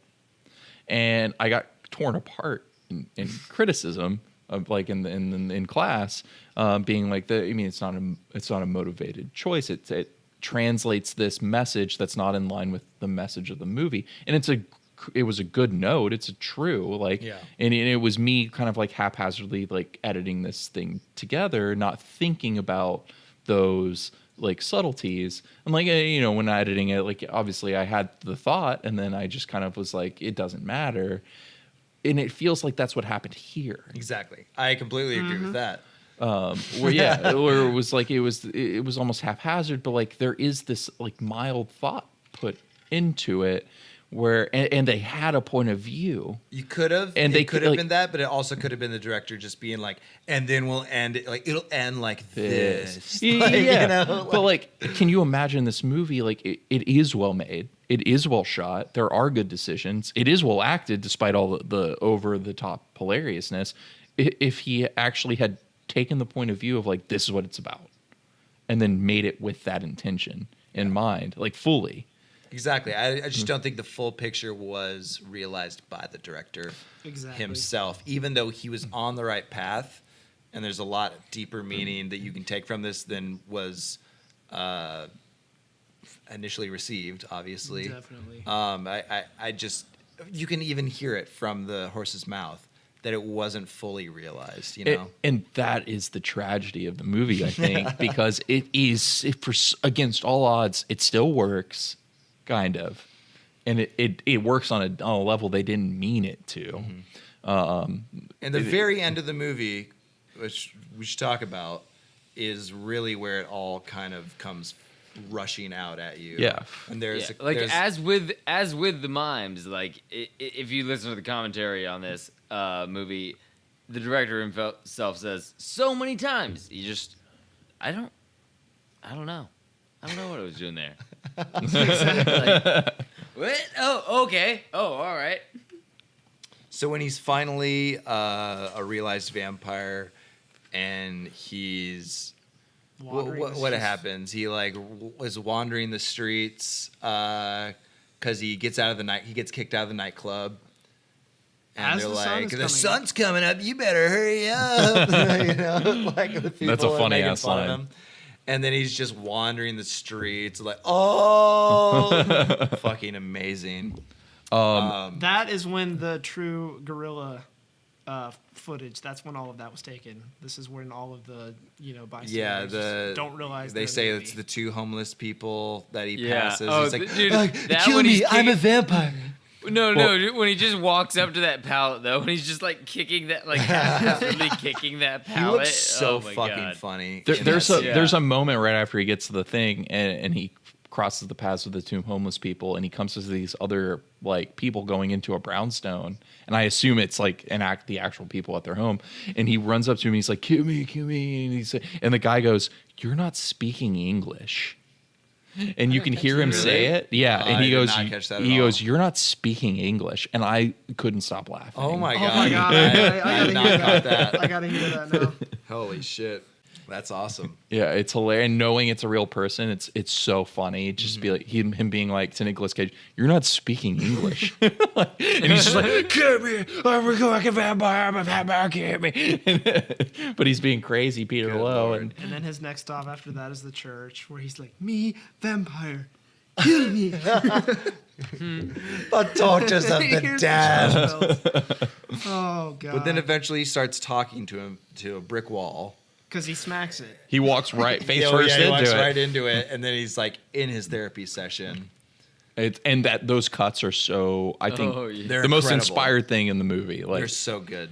I mean, that's when a lot. I mean, that's when it just comes full circle. Yeah, and they're like breaking like his own fourth wall kind of Yeah. with it. well, and the fact that he's got the plank of wood in both versions, like he's Yeah, standing he's- on her couch with the plank of That's wood. so true. It's He's like so gesturing funny. with it in Yeah. the office. It's so. You know what? I've got a few things to say about you. yeah. I Oh think my this is God. a waste of time. And I'm out to find love. Don't. I He's see like, it. don't laugh. I see it every day. The big L.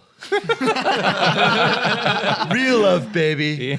Oh my God, so funny. Yeah, it's so funny. And then meeting Sharon, which is like the dream girl, right? Yeah.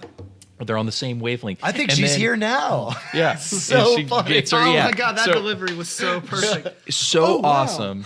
And then them walking home and him fighting with her. That is the One-sided? turning- That's the turning point that it took me a couple times to really grasp that he is meeting this woman and along the way of like loving her, like instantly just turns against her. Yep. Like immediately, like by the time he gets into his apartment, they're like a 20-year-old married couple who are like, I fucking hate you.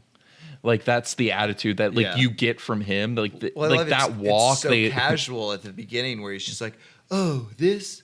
Well, see, it's a long story. I turned into a vampire." I don't really want to talk about it. Don't ask me about it again. Yeah. And then he's And then like, she- I told you not to ask me about it. Like he screams. Yeah. And okay, the line I never fucking heard. We both heard it right when he's walking into his apartment. He says, "You just don't let up, do you, cunt?" It's so fucking funny. And then another one, like all these lines, I'm just like, okay, movie's over. There's been so many times It where was funny. where I've been watching it and I'm just like, movie's over, hilarious. The music started to play and like whatever. And he says, maybe I should just put a can on these relationships. Maybe I should see a shrink. He says that. That was it. That's crazy. That's like the last catch that. line besides like when he gets murdered and everything. Yeah. But it's like that's what he says. He says maybe I should put a can on these relationships and just see a shrink. So he's already reverted First back back. to what he just gave up. which is why he was seeing the shrink in the first place. yeah, It's like, it's so fucking crazy. I mean, that's a beautiful like. I love it. That's not beautiful, but that's a wonderful like cyclical journey he goes Uh-huh. on there. Came full circle. And I feel like how they executed it is like you really just don't pay attention to those lines. You think they're fucking throwaway. That you think that they're just Nothing like he says he's just is- crazy, but nothing's throwaway. Right. It's all fucking intentional. Well, except fucking Greasehole. Grease hole. We didn't talk about grease hole. Does he say grease hole or grease hoe? Grease hole. Grease hole. We had to look it up had to look it in up. the fucking script. No, I know. I just turned the captions on and rewound because I was like, I need to know what he just said there. We on I a wrote road down trip, grease hoe and was like, what? on a road trip. We looked it up. We found the script and we found it. He says fucking grease hole, and we were like, oh, grease hole. Okay, what does that mean? It was like just an old Like fucking a shitty diner. shitty kind of diner, thing. yeah. So I know this. Now we gotta Is, give some fucking service. It's been 15 fucking minutes.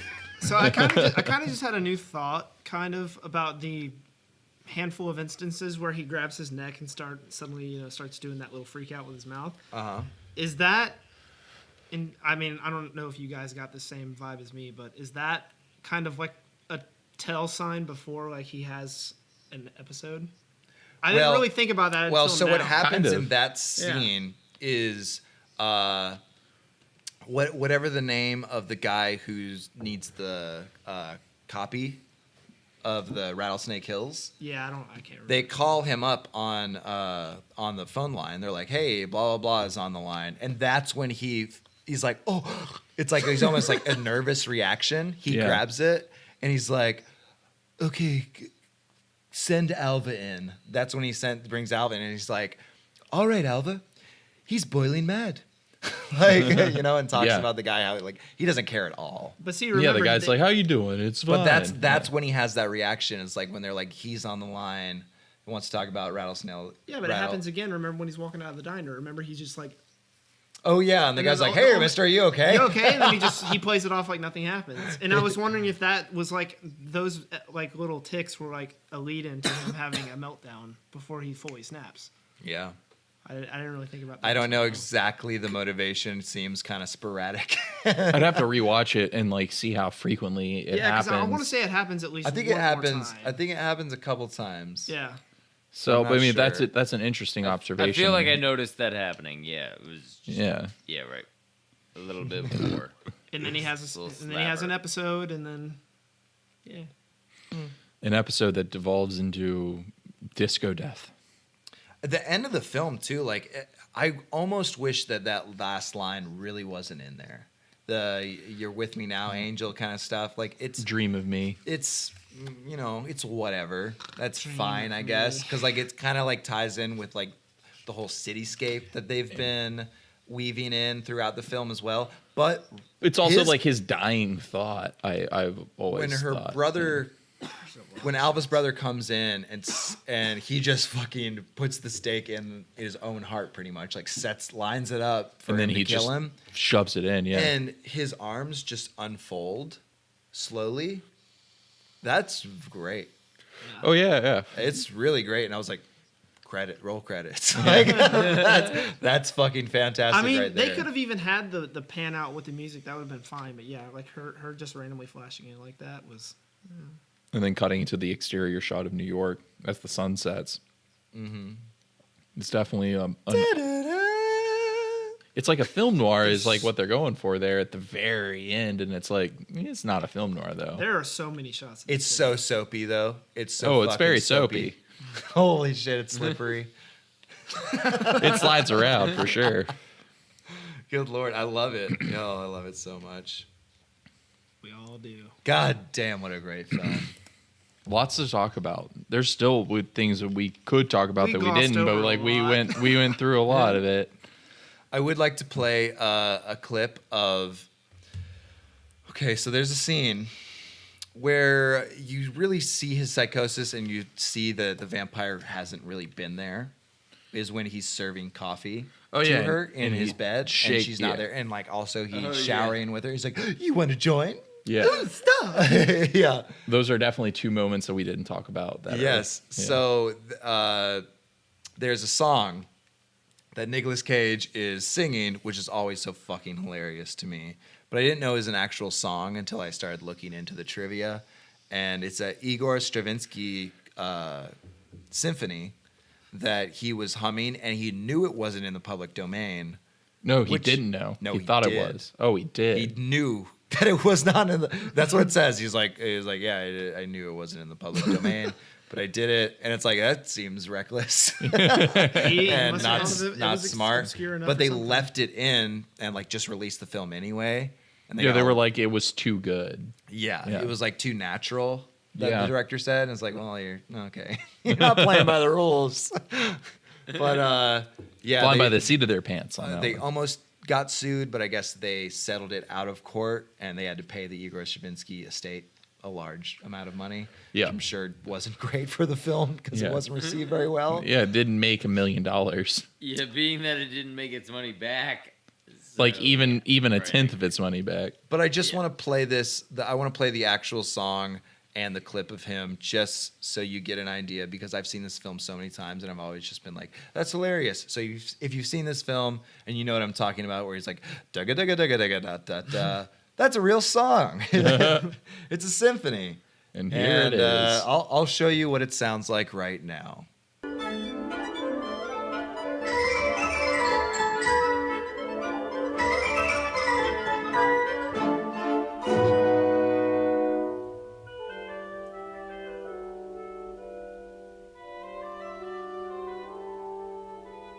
It's like a 30-minute song. It's a long song. But I was like, how long am I going to have to fucking listen to this thing until I find the part? Then you found it. But I 15 found minutes it, in. yeah, not too bad. Like 8 minutes. Yeah. And it happens a lot. It's a huge theme of the fucking whole symphony. So great. So great. Love this movie. Love it. It really is good. All right, and I think we've actually got a guest to introduce. All right, everyone. To really end off this first episode of the second season, we're so happy to have one more special guest. He's a recently single literary agent from the Big Apple, and he's looking for love. It's Peter Lowe. Hello, everybody. How are you guys doing tonight? We're doing great, Peter. How are you? I'm doing fantastic, darling. Thank you. Oh, wow. It's been 30 years since fucking Vampire's Kiss came out. You were fantastic in it, and we love you. Well, I just wanted to say it's been 30 years to the day since I became a vampire, and it's been quite a life journey. I will tell you that, Alan. That's beautiful. I'm happy to have you here in studio. How has the last 30 years aged you? It doesn't age me. I'm still the same babe I was. Has your cuisine evolved anymore? I mean, you were into cockroaches and pigeons and things of that nature. But I mean, have your tastes evolved?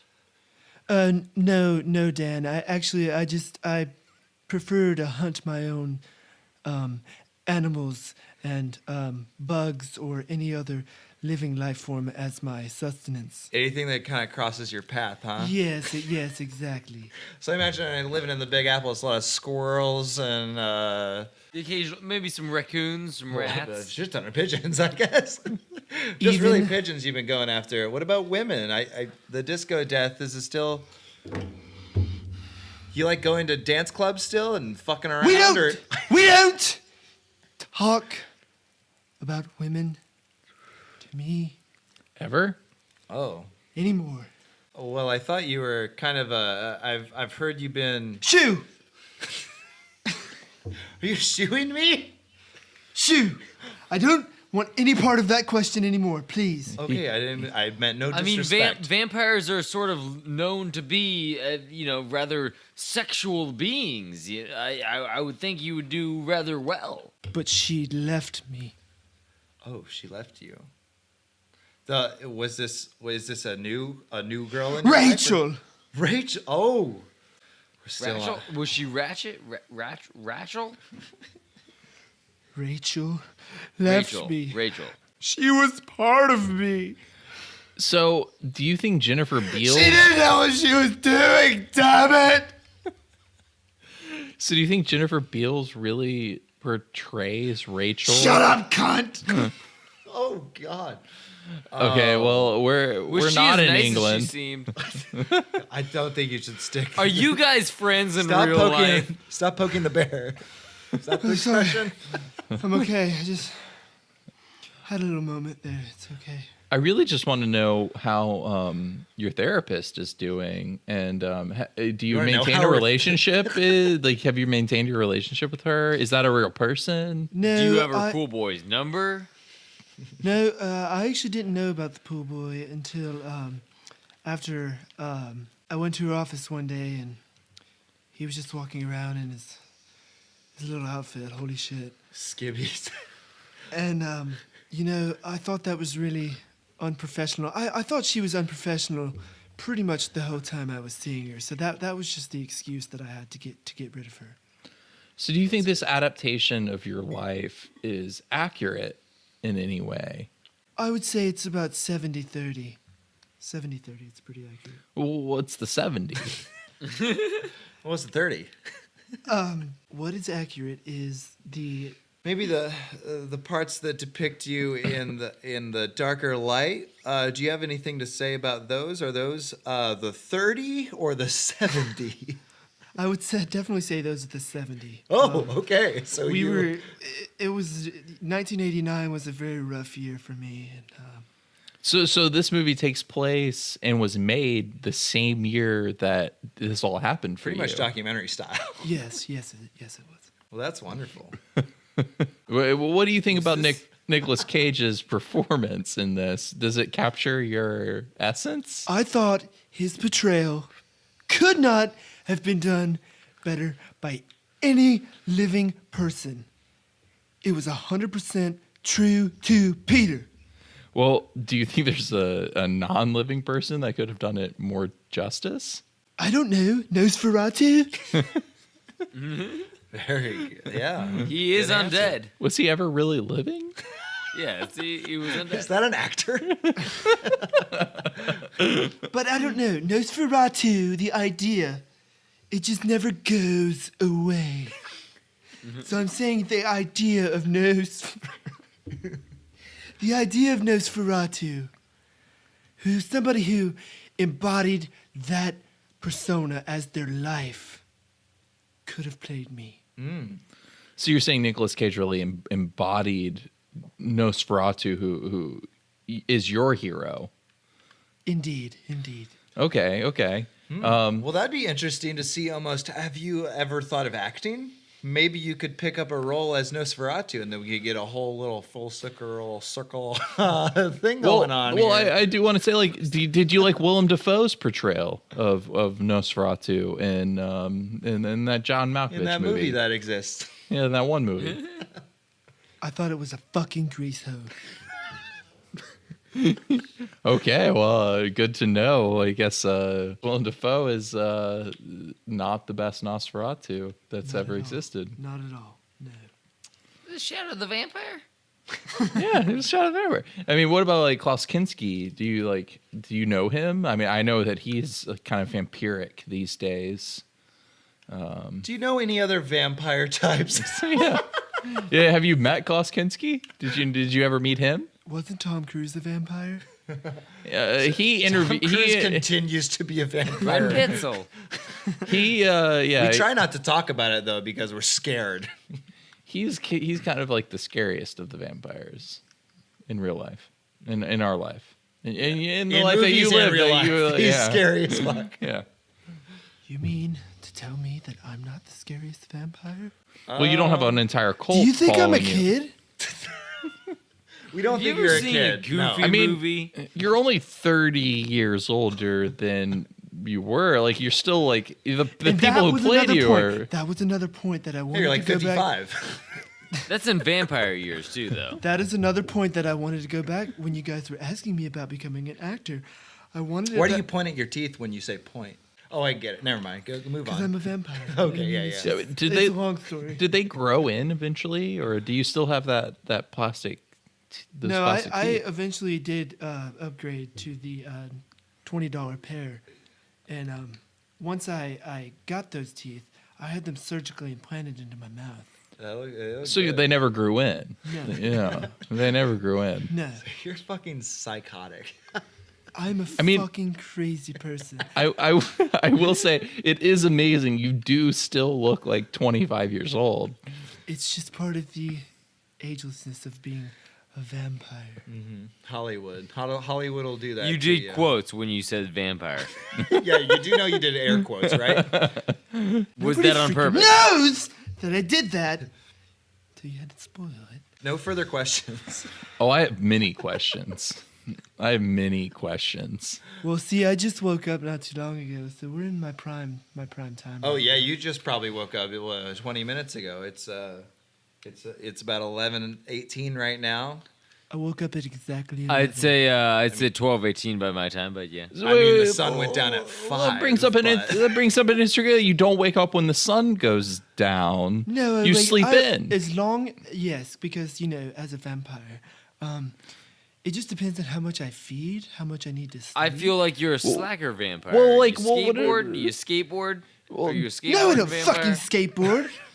Do you stay up after the sun rises? Like, do you just like draw the blinds and watch Netflix like the rest of us? You know, I would have conversations with my cohorts, and I'll just casually draw the blinds. your Do cohorts. vampires have Because, daytime I can rooftop still- parties, like as if they were, staying up out all night, like humans do? Partying the night away, but they're partying the day away. No, because it's kind of just me doing that by myself. Give us your typical night, okay? Night out on the town. A typical do you night- go out? Do you invite people back? What happens? A typical night in low, okay? I wake up. Timestamp. Timestamp. 11 p.m. I wake up. You've lost about 6 hours of So the yeah, nighttime. I'm saying you're no, sleeping in no, pretty late. No, You got because about I live, about 6 6 hours. I live in fucking New York fucking city, and that city never sleeps. Okay, but It's all true we're with the saying is sunlight. you have like 7 hours of like You work need to- time before you you need need to to go rethink back to this. bed. No, Sleep I schedule. don't need to rethink shit because the way I operate, Must not be I feeding can very much. I can get my shit done real quick. So you murder a woman every night, drink her blood, and Well, under let him say In it. under only 7 6 hours. He hours. wakes up. He wakes up at 11. What goes on? Okay, timestamp. 30 minutes later, I'm dressed. I'm wearing my best fucking suit. I gotta still make 30 sure I'm a vampire, so I tap the mirror. Yes, it stings. So it's midnight. Stings every time, but yet you keep on doing it. Yes, because I have to make sure that I still have my vampiric powers. True. So, I hail a taxi, go to the hottest club in town, beat up any fucking bouncer that gets in my way. Timestamp. Timestamp. It's probably only 12:15. I'm already in the Takes you an club. hour to get ready. Wow. No, it takes me only 30 minutes. I gotta said touch the mirror. It 11:30. stings. 11:30. I'm ready. I'm touching the mirror. It stings. How I'm a long are you vampire. burning yourself on the mirror?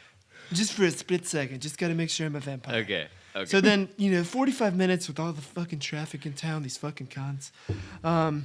So by 12:15, I'm in the club. I've already punched the bouncer. I've already found my prey. Usually doesn't take me very long. Is that how you get just into check out- every club? You kind of scan all the necks. I- Is that what yeah, you do? You yeah, Scan all the I necks just- in town. I just open my eyes up really wide, and I'm scanning the crowd, and nobody's getting freaked out at all. I mean, I don't stand out at all, and I just look for whoever's prey at the bar, and I just walk up to her and I show her my fangs, and I'm like, I bite 3 times. How is that received? Most of the time, it's not very good. It's not very good. Some early nights, maybe There's going home. I mean, it varies, but Do you keep on trying, or are you? Do you ever? Is there other nights? No, you I just quit? definitely keep on trying. I'll just force my hand in there, and if she slaps me, I'll just fucking go for it, Because it's like why do we fall down? To pick ourselves back up again. exactly, and when I fall down, I just levitate myself back up because I'm a vampire. Yeah. Yeah. So That's, I want that. so I feed while I'm at the club. Nobody notices, obviously, because I'm a fucking vampire. You've been doing this for Just 30 looks like years. you're sucking neck. Yeah, You're I've been sucking doing this neck. for 30 years. and y'all, you're sucking neck. you Everybody's guys- sucking neck. You guys read in the newspaper, Disco Death. I mean, nothing ever went from there. I mean, it has been happening every night for the last 30 years at the same nightclub, and they still haven't caught the guys. So No. you're telling us that that's you. You're responsible for the deaths of almost 20,000 people. Yes, that is correct, Chase. I mean, that's mind blowing to me. I mean, That's it's good like numbers, it's like Peter. this, yeah, That's good Thank you. numbers. You know what? I'm gonna give that's him a hand. success. Yeah. I don't know how you deal with all those bodies. I don't know why you're not more active during the hours of night. I mean, you're with the all most- these kills. You're the most successful killer in Seems American like you should history. be a lot fatter too. But it's because I'm a vampire, Chase.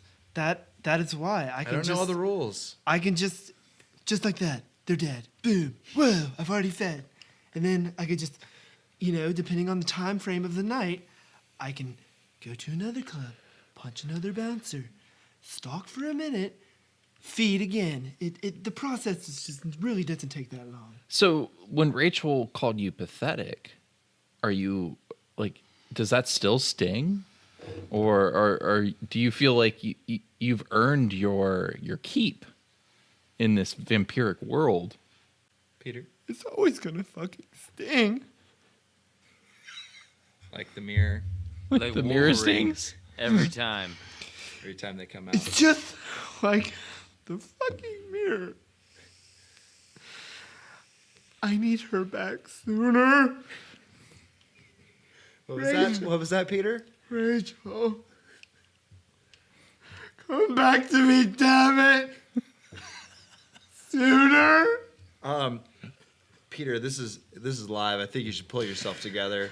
We're sorry about delving into this. Yeah, I didn't But mean it's to. been 30 fucking Don't years. touch me, you fuck.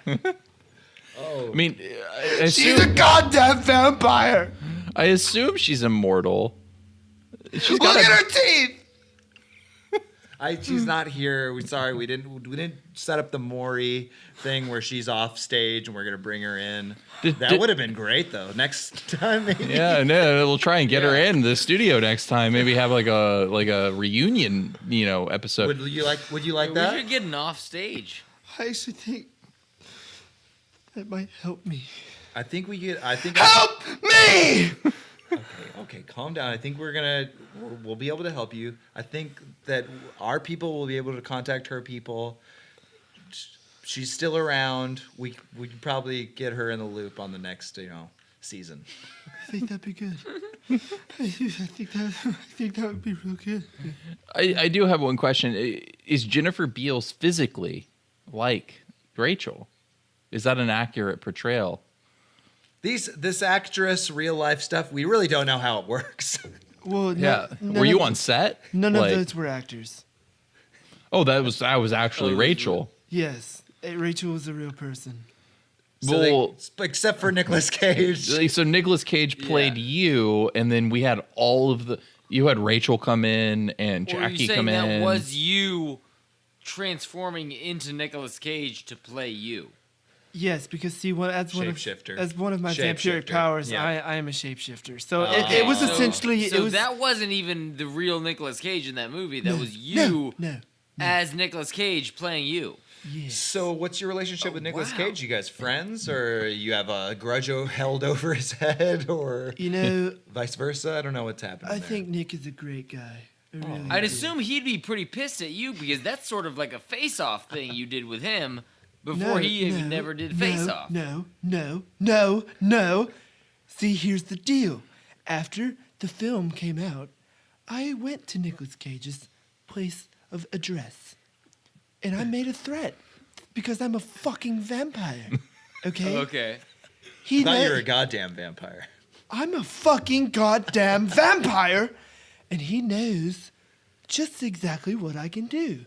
But that doesn't seem like that would harbor friendship. That would bolster a friendship. A threat doesn't. That's not the. That's Well, not good. he likes Nicolas Cage. We don't know how Nicolas Cage. Yeah, I don't give a fuck what Nicolas Cage thinks about me, but I think he's a swell guy. All right. You got some demons. There's definitely He is a demons demon. inside old Peter. You're a demon. I'm a demon. I mean, Dracula definitely draws his source from demons and from the damned. Yeah, as we found out from terrible movies. Yeah, that we've watched. Yeah, Tried to. and The lore. Queen of and- the Damned. So I do want to know what it feels like to know that you will burn in the lake of fire. This doesn't end well, even though you're going to survive. I don't know, another I feel like 10 years religion or exists so. for vampires more than it does for regular people. I mean, here's the deal, guys. So, obviously, the stake that was used in the movie to kill me was not a real stake. I didn't really get stabbed. That was special effects. That was added magical vampire powers. So Alva's brother never actually tried to kill you. If anything, I killed Alpha's brother. Did you? Did you actually? Okay. Because If anything. I got tired of hearing his broken English, okay? I mean, the amount of times that guy couldn't add an extra letter or just contraction. He just couldn't fucking finish a word. And that just really pissed me off. I mean, you were a literary Listen, agent. I can see that. As the designated SJW of this group, I'm going to have to get out a squirt bottle of holy water. If you don't be careful here, Peter. I love that you're the designated social justice warrior. Don't do this to me, Dad. What does that mean, Alan? What do you mean, you? I don't know. people? Listen Wait, to what? our season 1 clips and cuts show, and you'll know. I mean, you are a Satanist, Dan. I feel like I hate all people equally. True. even your son. So wait a minute. Are you telling me that since Dan is a Satanist, he's the one that summoned me here in the fucking first place? Well, we got him to summon you. Yeah, Oh, yeah. Sup, Pete? I had to leave my fucking comfortable ass apartment all the way in New York City to get summoned by 3 assholes talking about a fucking movie. Yeah. I know you had a long night. The ball dropped. You had to go to the whole thing with Steve Harvey and the little mini I was Steve trying Harvey to suck doing the Steve ball Harvey's dropping thing. blood. Steve Harvey's butt? You suck Steve Harvey's butt? Does that taste good? Go to... Blood. I was trying to suck his blood. I heard that bitch say butt.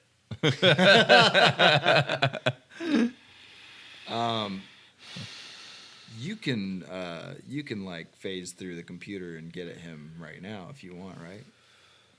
Oh, most definitely. Oh, shit. No.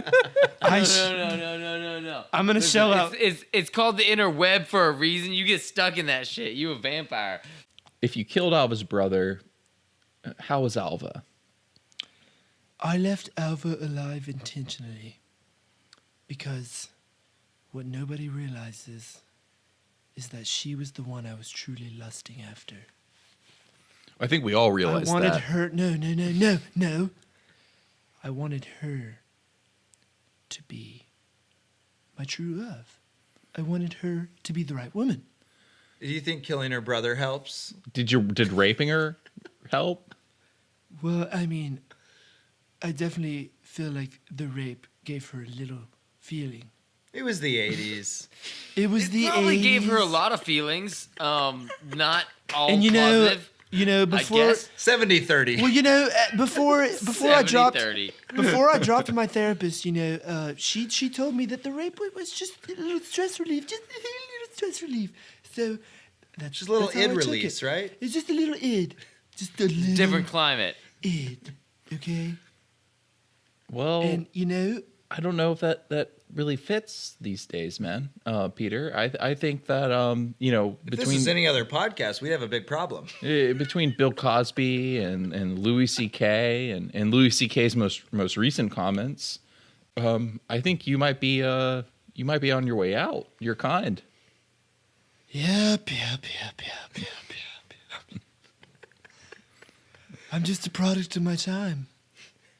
What can I say? Your Alva heroes, Mr. Bill Cosby, and was the lowest in the totem pole. And I just happened to want her. I wanted her all to myself. And nobody could tell me otherwise. I was going to have Alva. All of Alva. And if I wasn't going to have Alva, nobody was. I think that's a really problematic point of view, and I think She was the one. I think that if we killed you with a stake right now, we would be justified. We're not going to. You We don't want you have back. the guts, bitch. We're not going to. We're not going to, but it sounds like you're an evil bastard. Oh, I'm definitely a bastard. I'll do anything I want. I'll do it. What do you mean? What do you want to do? I'll face through this fucking computer, through the webs, and suck his blood. Dick. Oh, no, shit. Okay, I My thought dick I was about sucked. to go What'd way you say? Blood. Oh shit! Through my dick. Through You his killed dick. many men.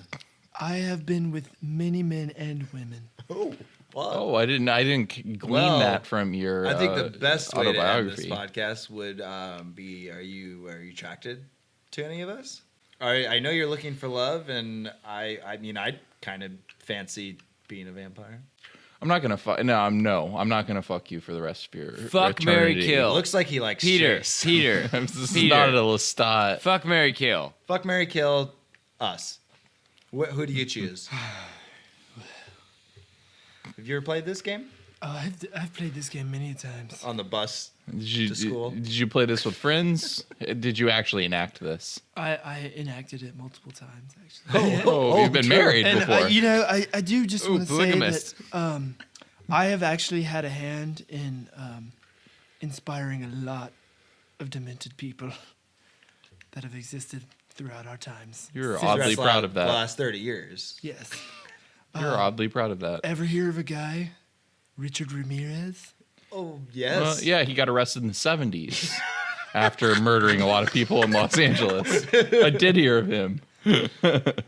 Well, before the story of Peter Lowe, when I was just a no-name vampire, I kind of was summoned by Richard.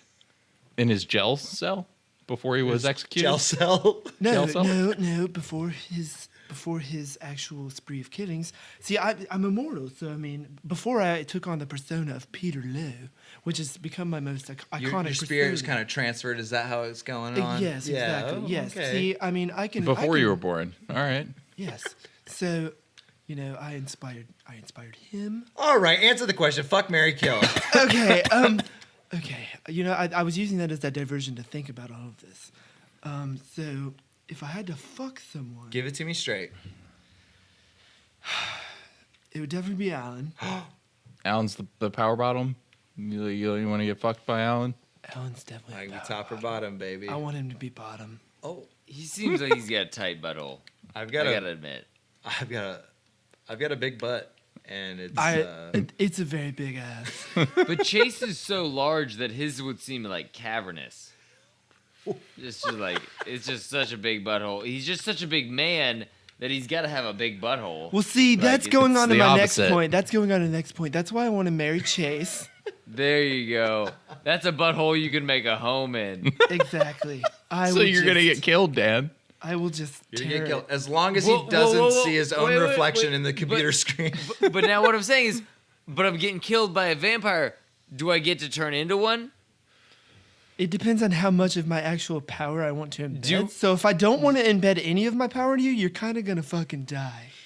Okay. Oh man, because I'm just saying, I would love to do like a swingers thing with you and like run train on Chase with you, like since you're gonna be married to him and everything. Swingers the movie. If you I really wanna, don't yeah. like the way this is panning out Yeah, for Chase. if you Okay, so wanna- wait a minute, So if wait you a want to minute. make me a vampire, we could run train on Chase for just eternity. And also, we can do a lot more seasons of the show if you guys, kind of just get Dan on board. That sounds pretty good. So how about this, Dan? I'll cut a deal with you right now. How about I transfer 1% of my vampiric powers, which guarantees you 6 months of being a vampire, Okay. but you have to suffer the worst, most painful death possible. He only gets But- 6 months of being a and- vampire. and- I thought and- part of it is and- immortal. It's 1%. You get to run the train with me on Chase. I don't But like the way only this for is 6 shaking months, out. But only for 6 months. Every waking moment that you want of that 6 months. I like how they're But that's gonna, only 6 months. Every waking moment would still only count up to 6 No, months. but I'm That's not I'm that- giving you the choice a lot. to do it for every waking moment. But other than that, you can be a vampire. You get to be a fucking vampire. I'm happy I was the fuck part, and I don't. But really, only I'm not for really 6 receiving months. that. I could be a human for longer No, than you're that. gonna be a vampire. Oh, I get fucked and get to be a vampire. Well, that's part of the sensual. So I get run trained on by a bunch of vampires, and I don't get to do it. I just You're have to just take the it. wife. You're just I my just need to vampire take it. slave. You're just my vampire slave. This is the life of a wife. Well, I don't like the way this shaked out for Chase. So Well, I feel like you were the most questioning of me, and I didn't really appreciate that. So you're the one that's gonna get fucked way harder than the actual fuck. Okay. I just challenged you to be honest. I've been honest the entire time. I don't lie. And because of that, I get punished. And I accept my punishment. We call the punishment the tortures of the damned. I don't think I like that. You know what? Chase is my friend. Okay. And I don't like you coming in here. We brought you on this show Dan conjured you nicely, you know. And I From think a I'm lake gonna of take this fire. fucking wooden stake and fuck you, man. What? What is happening to me?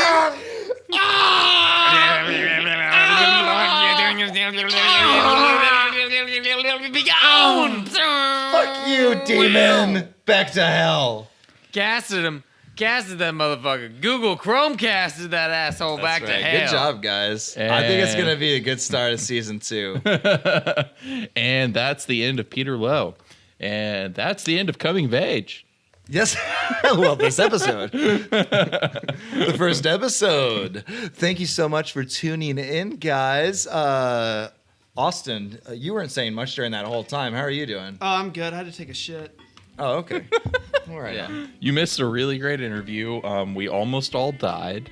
It was great. We vanquished a demon back to hell. I'm sure he'll be back. Yeah. He may I be- got this close to running train on Chase. What It's the close. fuck, man? Where the fuck Yeah. was I at for all that? God damn it. It's Taking too shit. much. It's Too big much. shit. I mean, which demon did you summon? Just listen to the episode. You'll- Yeah.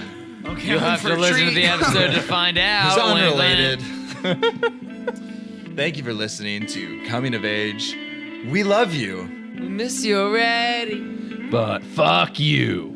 That's all. Fuck